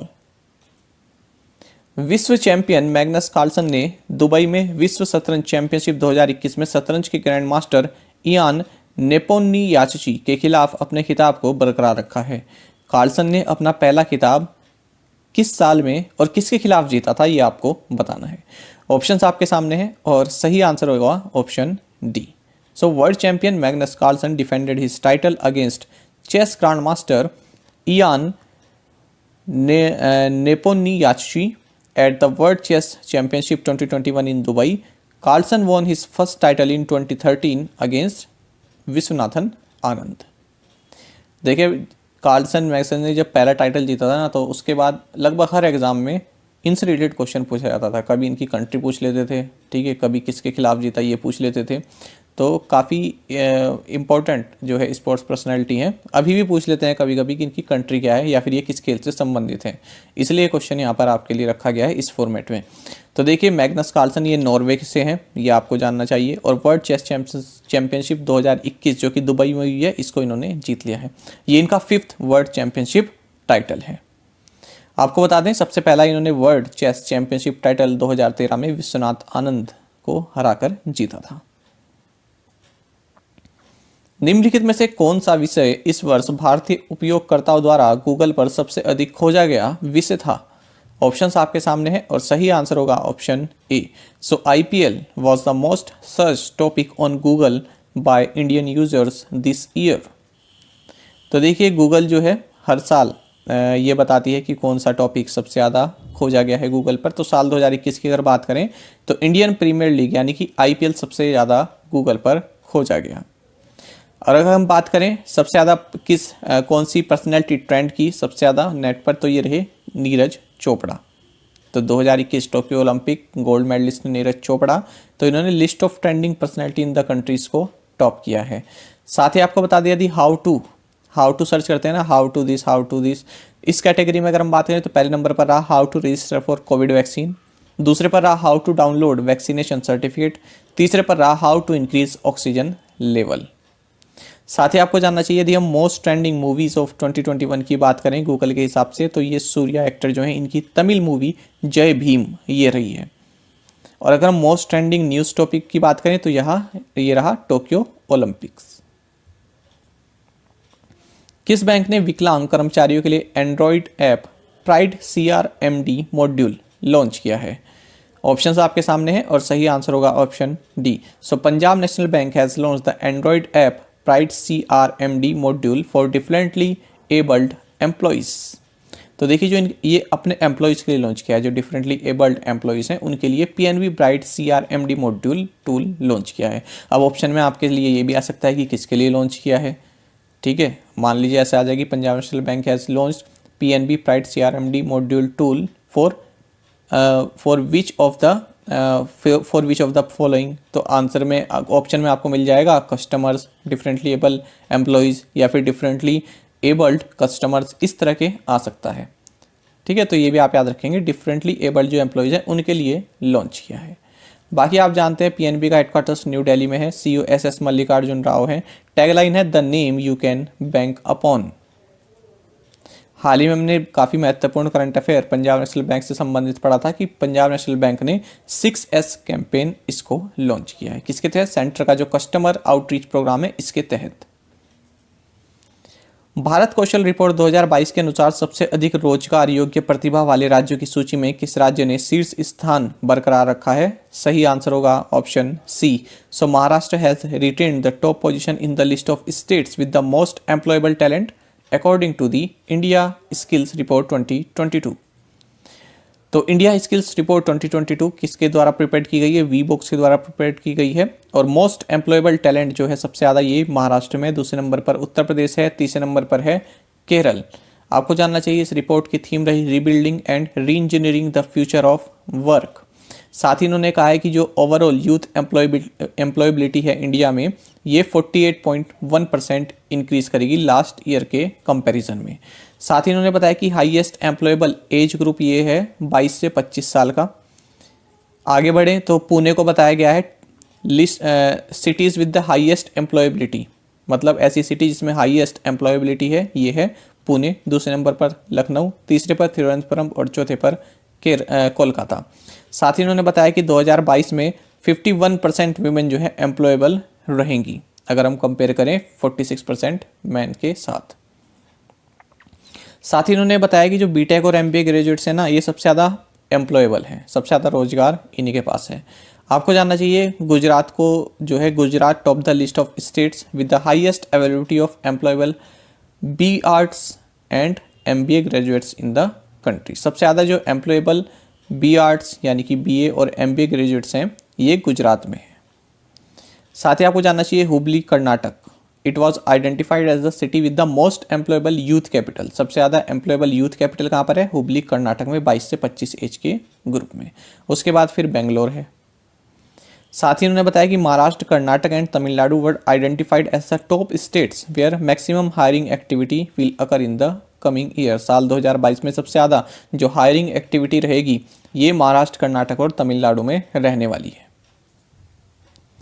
Bahrain के रीफा शहर में आयोजित एशियाई युवा पैरा खेलों में भारत ने कितने पदक जीते हैं? सही आंसर होगा ऑप्शन सी।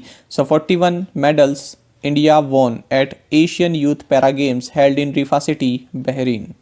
तो देखिए बहरीन की रीफा सिटी में ये एशियन यूथ पैरा गेम्स हुए हैं, काफ़ी इंपॉर्टेंट है, इसकी लोकेशन जाननी चाहिए आपको, कहाँ पर हुए? बहरीन में हुए हैं। तो भारतीय जो दल गया था इन्होंने 41 मेडल्स जीते हैं, जिनमें कि 12 गोल्ड हैं, 15 सिल्वर हैं और 14 ब्रोंज मेडल्स हैं। तो रीफा सिटी में हुआ है। फ्लिपकार्ट पर पंजीकृत विक्रेताओं को तत्काल ओवरड्राफ्ट सुविधा प्रदान करने के लिए किस बैंक ने फ्लिपकार्ट के साथ भागीदारी की है? सही आंसर होगा option C. So ICICI Bank has partnered with Flipkart to offer instant overdraft facility to sellers registered on Flipkart.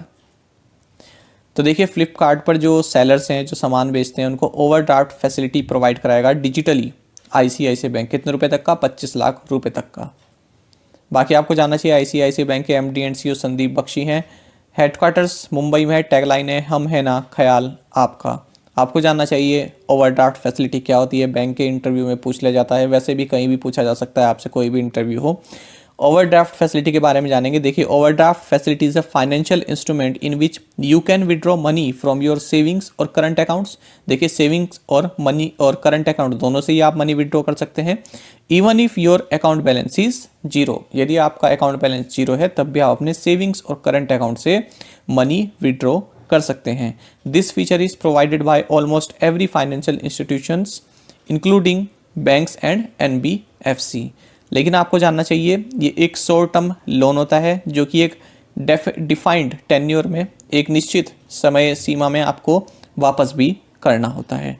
इस पर इंटरेस्ट चार्ज भी लेता है बैंक आपसे, ठीक है। तो इसको बोलते हैं ओवरड्राफ्ट फैसिलिटी।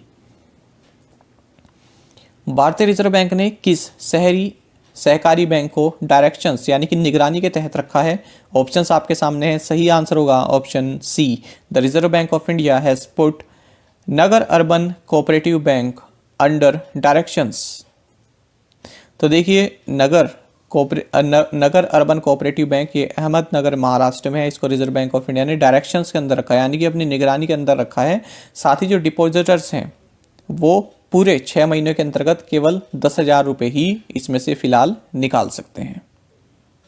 भारत की हरनाज संधू को मिस यूनिवर्स 2021 का ताज पहनाया गया है। यह प्रतियोगिता किस देश में आयोजित की गई? ऑप्शंस आपके सामने हैं और सही आंसर होगा option A. India's Harnaaz Sandhu has been crowned Miss Universe 2021। The contest was held in Israel. तो देखिए इसराइल की एलाट इस सिटी में ये कॉन्टेस्ट जो है ऑर्गेनाइज किया गया। यहाँ पर इंडिया की हरनाज संधू, इनको मिस यूनिवर्स 2021 चुना गया है। आपको बता दें 21 साल की हैं ये, और इनसे पहले कौन थी? मैक्सिको की एंड्रिया मेजा। तो जो पहले की होती है ना, 1 साल पहले की होती है, वही ताज पहनाती है। तो मैक्सिको की एंड्रिया मेजा, इन्होंने इनको ये क्राउन पहनाया है। आपको जानना चाहिए इससे पहले 2 भारतीय महिलाएं और जो है मिस यूनिवर्स बन चुकी हैं। कौन कौन? एक तो है सुष्मिता सेन, जिन्होंने टाइटल साल 1994 साल 1994 में जीता था। साथ ही लारा दत्त साल 2000 में ये मिस यूनिवर्स का ताज इन्हें पहनाया गया था। आपको बता दें जो हरनाज संधू हैं ये चंडीगढ़ से हैं। आबू धाबी ग्रां प्री किसने जीता है? ऑप्शंस आपके सामने हैं। सही आंसर होगा option B. So Max Verstappen won the Abu Dhabi Grand pre.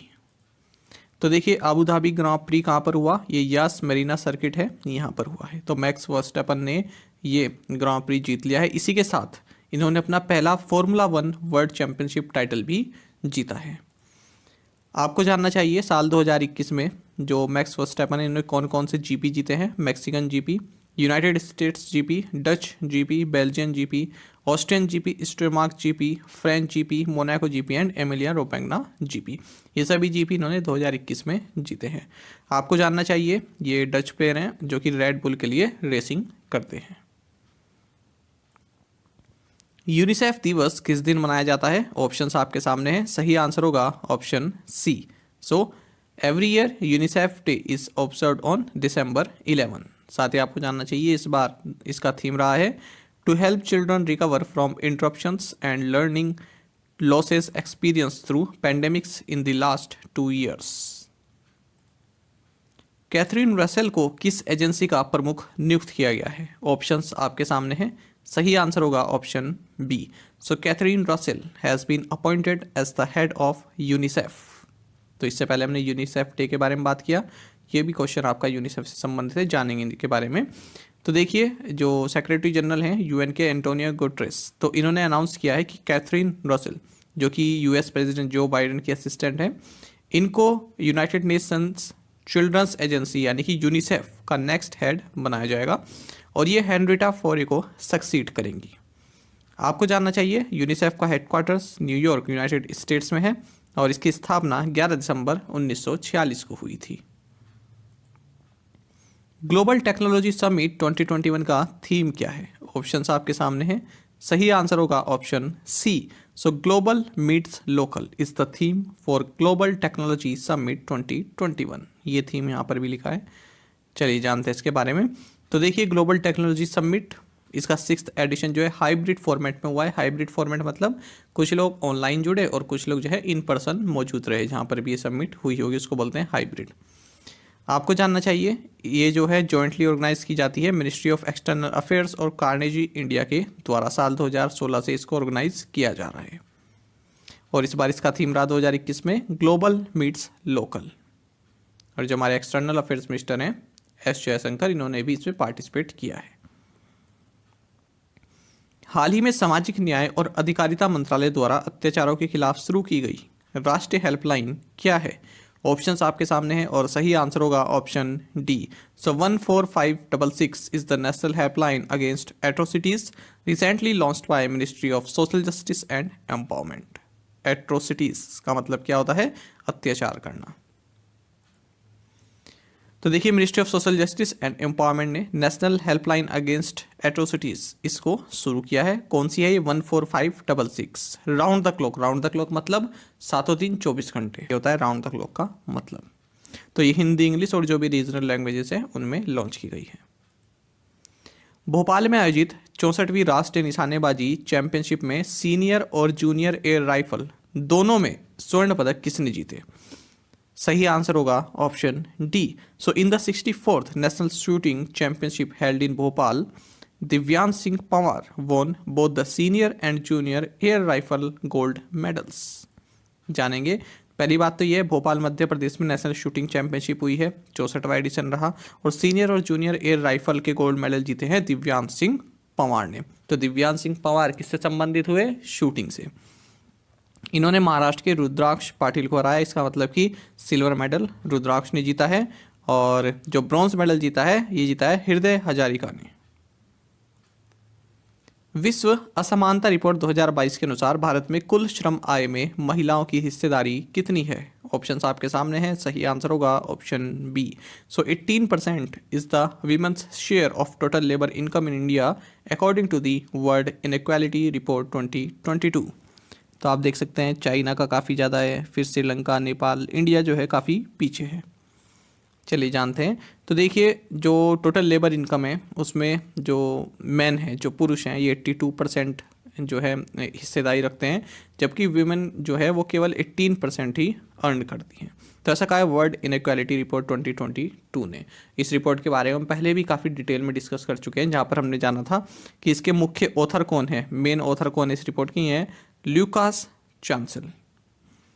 बाकी आपको जानना चाहिए जो एशिया में जो एवरेज है ये 27% का है, यानी कि जो लेबर इनकम में जो महिलाओं का जो शेयर है वो 27%, लेकिन भारत में 18.3% ही है। किस बैंक ने उत्कर्ष पुरस्कार डिजिधन अवार्ड 2019-20 जीता है? ऑप्शंस आपके सामने हैं, सही आंसर होगा option D. So Punjab national bank has won Utkarsh Puraskar DigiDhan award 2019-20।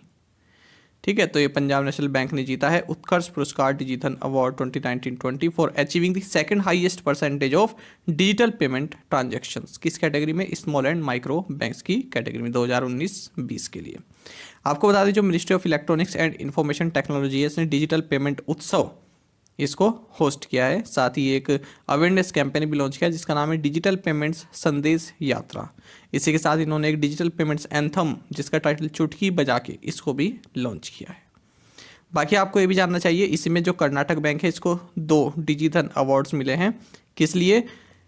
For achieving the target with the highest percentage in Bhim UPI transactions. तो भीम यूपीआई ट्रांजैक्शन में सबसे ज़्यादा परसेंटेज जो है कर्नाटका बैंक का रहा है, जो टारगेट इन्होंने अचीव किया है सबसे ज़्यादा कर्नाटक बैंक ने किया है भीम यूपीआई ट्रांजैक्शंस का, अगर हम प्राइवेट सेक्टर बैंक की बात करें 2019-20, 2021 के लिए। उन भारतीय गणितज्ञ का नाम बताइए जिन्हें विकासशील देशों के युवा गणितज्ञ के लिए 2021 DST ICTP IMU रामानुजन पुरस्कार से सम्मानित किया गया है। ऑप्शंस आपके सामने हैं, सही आंसर होगा option A. So Indian mathematician Neena Gupta has been awarded the 2021 DST ICTP IMU Ramanujan prize for young mathematicians from developing countries. जानेंगे इस बारे में। तो देखिए इंडियन मैथमेटिशियन हैं नीना गुप्ता, इनको Ramanujan prize for young mathematician 2021 से सम्मानित किया गया है। आपको बता दें जो इंडियन स्टैटिस्टिकल इंस्टीट्यूट है कोलकाता में, पहले तो आपको ये जानना चाहिए कहाँ पर है, कोलकाता में। ये भी कई बार क्वेश्चन पूछा जाता है कि ISI भारत में कहाँ पर है, यानी कि इंडियन स्टैटिस्टिकल इंस्टीट्यूट ये है कोलकाता वेस्ट बंगाल में। तो यहाँ पर ये मैथमेटिशियन की फैकल्टी हैं, तो इनके ये रामानुजन प्राइज दिया गया है। ये डेवलपिंग कंट्रीज़ को दिया जाता है for young mathematician from developing countries. Geometry और कम्यूटेटिव एलजेब्रा में इनका काफ़ी अच्छा वर्क रहा है।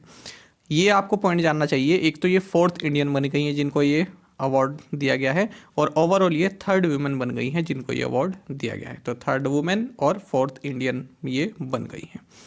इनसे पहले जो ये आपका ISI है यहीं से 2 और लोगों को भी मिल चुका है, एक तो है रीता ब्राता मुंशी और दूसरे हैं अमालिंदु कृष्णा। ये दोनों भी ISI से ही रहे हैं, इससे पहले इनको भी मिल चुका है। तो देखिए इस पुरस्कार को साल 2004 में जो है क्रिएट किया गया था, और सबसे पहले साल 2005 में दिया गया ब्राज़ीलियन मैथमेटिशियन मार्सेलो वियाना को। ये जो अवार्ड है किसके द्वारा एडमिनिस्ट्रेट किया जाता है? Abdul Salam international centre for theoretical physics ICTP। किसके साथ मिलकर? इंटरनेशनल मैथमेटिकल यूनियन और department of science and technology government of India के साथ मिलकर। आपको जानना चाहिए ये अवार्ड जो है हर साल दिया जाता है यंग एमिनेंट मैथमेटिशियंस को जिनकी एज जो है 45 साल से कम की होती है उन्हें। हरबंस कपूर का हाल ही में निधन हो गया, वे किस पेशे से जुड़े हुए थे? ऑप्शंस आपके सामने हैं। सही आंसर होगा B, Harbans Kapoor passed away recently, he was recognised as a politician. देखिए, former Uttarakhand minister and 8 time MLA रहे हैं हरबंस कपूर, इनका हाल ही में निधन हो गया है। और आपको बता दें, देहरादून कैंट कॉन्स्टिट्यूंसी से जो है रिप्रेजेंट करते थे, एमएलए थे ये। इससे पहले ये स्पीकर भी रह चुके 2007 से 2012 तक, उत्तराखंड की जो विधानसभा है वहाँ पर। तो ये भी इंपॉर्टेंट क्वेश्चन रहेगा आपके लिए। समकालीन खतरे के वातावरण में साइबर स्पेस की सुरक्षा, इस थीम पर यानी इस विषय पर किस देश ने एक संगोष्ठी का आयोजन किया? सही आंसर होगा option A. So India organised a seminar on securing cyber space in the contemporary threat environment. जानेंगे इसके बारे में। तो देखिए, national security council secretariat government of India, इसने data security council of India के साथ मिलकर एक प्रैक्टिकल सेमिनार को होस्ट किया है, जिसका थीम रहा securing cyber space in the contemporary threat environment. किसके लिए? जो एससीओ के मेंबर स्टेट्स हैं इनके लिए। एससीओ मतलब शंघाई कोऑपरेशन ऑर्गेनाइजेशन के जो मेंबर स्टेट्स हैं इनके लिए इस समिट को ऑर्गेनाइज किया है, इस सेमिनार को ऑर्गेनाइज किया है। काफ़ी इंपॉर्टेंट है, एक चीज़ जानिएगा। देखिए, जो आपका ये एससीओ है ना, शंघाई कोऑपरेशन ऑर्गेनाइजेशन, इसके दो मुख्य पार्ट हैं। एक तो है सेक्रेटेरिएट जो कि बीजिंग चाइना में है, दूसरा है रेट्स RATS, ये कहाँ पर? ये ताशकंद उज्बेकिस्तान में है। ठीक है, तो कई बार क्वेश्चन पूछा गया है, जो PCS टाइप के क्वेश्चन होते हैं ना, उनमें पूछा गया है कि RATS ये किस से संबंधित है? तो ऑप्शन आ जाता है BRICS, SCO, NATO, European Union, इस तरह से आ जाता है। तो सही आंसर उस दशा में होगा SCO। ठीक है, तो इसका अंग है ये रेट्स। अब इसकी ये जो आपका जो रेट्स है, इसकी फुल फॉर्म क्या है? Regional anti terrorist structure. ठीक है, तो ये किसका अंग है? SCO का अंग है।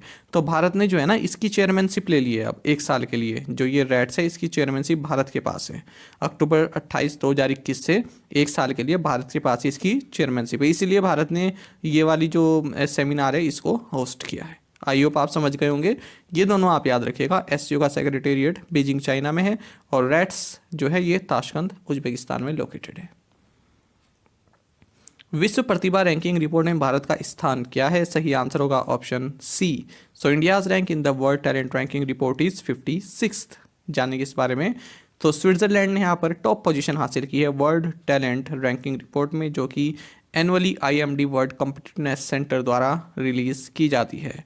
दूसरे पर स्वीडन, तीसरे पर लग्जमबर्ग, चौथे पर नॉर्वे और 5th पर है डेनमार्क। इंडिया 56th पोजीशन पर है और अरब वर्ल्ड में UAE सबसे टॉप पोजीशन पर है। आपको बता दें 64 इकोनॉमीज़ को यहाँ पर जो है शामिल किया गया है इस इंडेक्स को बनाने के लिए। कई तरह के फैक्टर्स को देखा गया है, how economies invest in and develop local personnel, their ability to attract and retain skilled worker and quality of domestic talent pools. तो कई तरह के फैक्टर देखकर ये इंडेक्स तैयार किया गया है। किस बैंक ने भारत में शहरी सेवाओं में सुधार के लिए 350 मिलियन अमेरिकी डॉलर के नीति आधारित ऋण को मंजूरी दी है? सही आंसर होगा option C. So Asian development Bank has approved USD 350 million policy based loan to improve urban services in India. तो एशियन डेवलपमेंट बैंक यहाँ पर भारत में अर्बन सर्विसेज को इम्प्रूव करने के लिए 350 मिलियन US डॉलर का लोन अप्रूव कर चुका है। तो जो भी Atal mission for rejuvenation and urban transformation यानी कि अमृत 2.0 के तहत जो स्कीम चल रही हैं, जो भी कार्य चल रहे हैं, प्रधानमंत्री आवास योजना के तहत जो कार्य चल रहे हैं, तो उनमें ये लोन प्रोवाइड होगा, ये लोन यूज़ होगा। बाकी आपको जानना चाहिए, हाल ही में हम एशियन डेवलपमेंट बैंक के बारे में कई तरह के करंट अफेयर पढ़े। एक तो हमने ये पढ़ा कि उत्तराखंड में वाटर सप्लाई को इम्प्रूव करने और सैनिटेशन को इम्प्रूव करने के लिए 125 मिलियन US डॉलर का लोन इंडिया और ADB ने साइन किया है। एक हमने पढ़ा था कि अगरतला में अर्बन सर्विसेज को इम्प्रूव करने के लिए ADB के साथ 61 मिलियन US डॉलर का लोन भारत ने साइन किया। एक हमने पढ़ा था कि इंडिया का जो इंडस्ट्रियल कॉरिडोर डेवलपमेंट है, इसके लिए ADB ने 250 मिलियन US डॉलर का लोन अप्रूव किया है। साथ ही हमने पढ़ा कि तमिलनाडु में जो अफोर्डेबल हाउसिंग है अर्बन पुअर के लिए, इसको सपोर्ट करने के लिए ADB ने 150 मिलियन US डॉलर का लोन अप्रूव किया है। इसरो ने किस स्मार्ट डिवाइस निर्माता के साथ मोबाइल प्लेटफॉर्म में नाविक मैसेजिंग सेवाएं प्रदान करने की दिशा में काम करने के लिए एक समझौते पर हस्ताक्षर किए? सही आंसर होगा option B. So ISRO has signed an agreement with Oppo to work towards providing NavIC messaging services in mobile platforms, जानेंगे इसके बारे में। तो इंडियन स्पेस रिसर्च ऑर्गेनाइजेशन, इसने ओप्पो के साथ जो है एक एग्रीमेंट साइन किया गया है, जिसके तहत मोबाइल प्लेटफॉर्म्स पर भी नाविक मैसेजिंग सर्विसेज ये प्रोवाइड कराई जाएगी। नाविक, या फिर आप इसको कहते हैं इसकी Indian regional navigation satellite system, इसको आप सभी जानते होंगे। इसका मकसद क्या होता है कि navigation, regional navigation services provide कराना। नेविगेशन आप सभी जानते हैं ना, नेविगेशन प्रोवाइड कराना कहाँ तक, जो भारत का जो मेन लैंड है उससे 1500 किलोमीटर तक के एरिया में। नीति आयोग ने किस फाउंडेशन के साथ साझेदारी में कॉनवॉक 2021-22 लॉन्च किया है? सही आंसर होगा option B. So NITI Aayog in partnership with Bharti foundation has launched ConVoc 2021-22। तो देखिए नीति आयोग ने यहाँ पर कॉनवॉक 2021-22 लॉन्च किया है भारती फाउंडेशन के साथ मिलकर, जो कि भारतीय एंटरप्राइजेस की एक फिलान्थ्रोपिक आर्म है। और आपको बता दें कॉनवॉक की एक national research symposium for teachers है, और जो स्कूल के हेड्स हैं उनके लिए है। टीचिंग क्वालिटी में इम्प्रूवमेंट के लिए इस तरह के जो है सेमिनार ऑर्गेनाइज किए जाते हैं। नेशनल ग्रीन ट्रिब्यूनल ने किस कॉरिडोर के संबंध में एक स्वतंत्र 12 सदस्यीय विशेषज्ञ समिति नियुक्त की है? सही आंसर होगा option A. The National Green Tribunal has appointed an independent 12 member expert committee in regards to Dehradun Delhi corridor, जानेंगे इसके बारे में। देखिए दिल्ली से देहरादून के बीच में जो है सफ़र का जो समय है उसको कम करने के लिए कॉरिडोर बन रहा है। तो नेशनल हाईवे 72A का ये पार्ट रहेगा, जो पूरा प्रोजेक्ट रहेगा। तो इस पे जो फॉरेस्ट लैंड है उसको, जाहिर सी बात है जब रोड बनेगी तो उसको साफ़ कर दिया जाएगा, ठीक है। तो इससे संबंधित इस पर निगरानी रखने के लिए नेशनल ग्रीन ट्रिब्यूनल ने एक इंडिपेंडेंट 12 मेंबर एक्सपर्ट कमेटी की जो है को गठन किया है, इस कमेटी की को गठन किया है। और आपको बता दें जो कमेटी है इसको जो हेड करेंगे ये उत्तराखंड के चीफ सेक्रेटरी हेड करेंगे, जो कि फिलहाल SS संधू हैं। किस राज्य में माऊमिया धाम विकास परियोजना की आधारशिला रखी गई है? सही आंसर होगा option B. So foundation stone was laid for Maumiya Dham development project in Gujarat. तो गुजरात में माँ उमिया धाम डेवलपमेंट प्रोजेक्ट की आधारशिला रखी गई है। साथ ही उमिया माता धाम टेम्पल और गुजरात में जो टेम्पल प्रीमाइसेस हैं इनको बनाने की आधारशिला रखी गई है। तो प्रधानमंत्री ने इस वक्त जब इसकी आधारशिला रखी गई तो यहाँ पर संबोधित भी किया है। बाकी आप जानते हैं गुजरात की कैपिटल गांधीनगर है, गवर्नर आचार्य देवव्रत है, चीफ मिनिस्टर भूपेंद्र भाई पटेल है। प्रधानमंत्री नरेंद्र मोदी ने उत्तर प्रदेश के किस शहर में सरयू नहर राष्ट्रीय परियोजना का उद्घाटन किया? सही आंसर होगा option C. Prime minister Narendra Modi inaugurated the Saryu Nahar national project in Balrampur of Uttar Pradesh. तो देखिए उत्तर प्रदेश के बलरामपुर में सरयू नहर नेशनल प्रोजेक्ट को जो है इनॉग्रेट किया गया प्रधानमंत्री नरेंद्र मोदी के द्वारा। तो इस रीजन में जो सिंचाई कार्य के लिए जो पानी की व्यवस्था है उसको पूरा करने के लिए इस तरह का प्रोजेक्ट ये लॉन्च किया गया है। 9800 करोड़ रुपए का पूरा ये प्रोजेक्ट जो है बनाया गया है।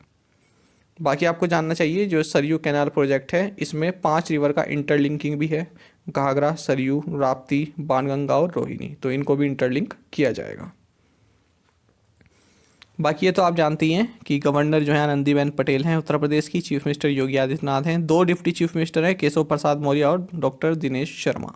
चलिए अब देख लेते हैं आज के असाइनमेंट क्वेश्चंस। और यदि आपको हमारा कंटेंट अच्छा लगता है तो आप वीडियो को लाइक और शेयर भी कर सकते हैं। Chief ministers conclave was held in which city? In which state is the Buxa tiger reserve located?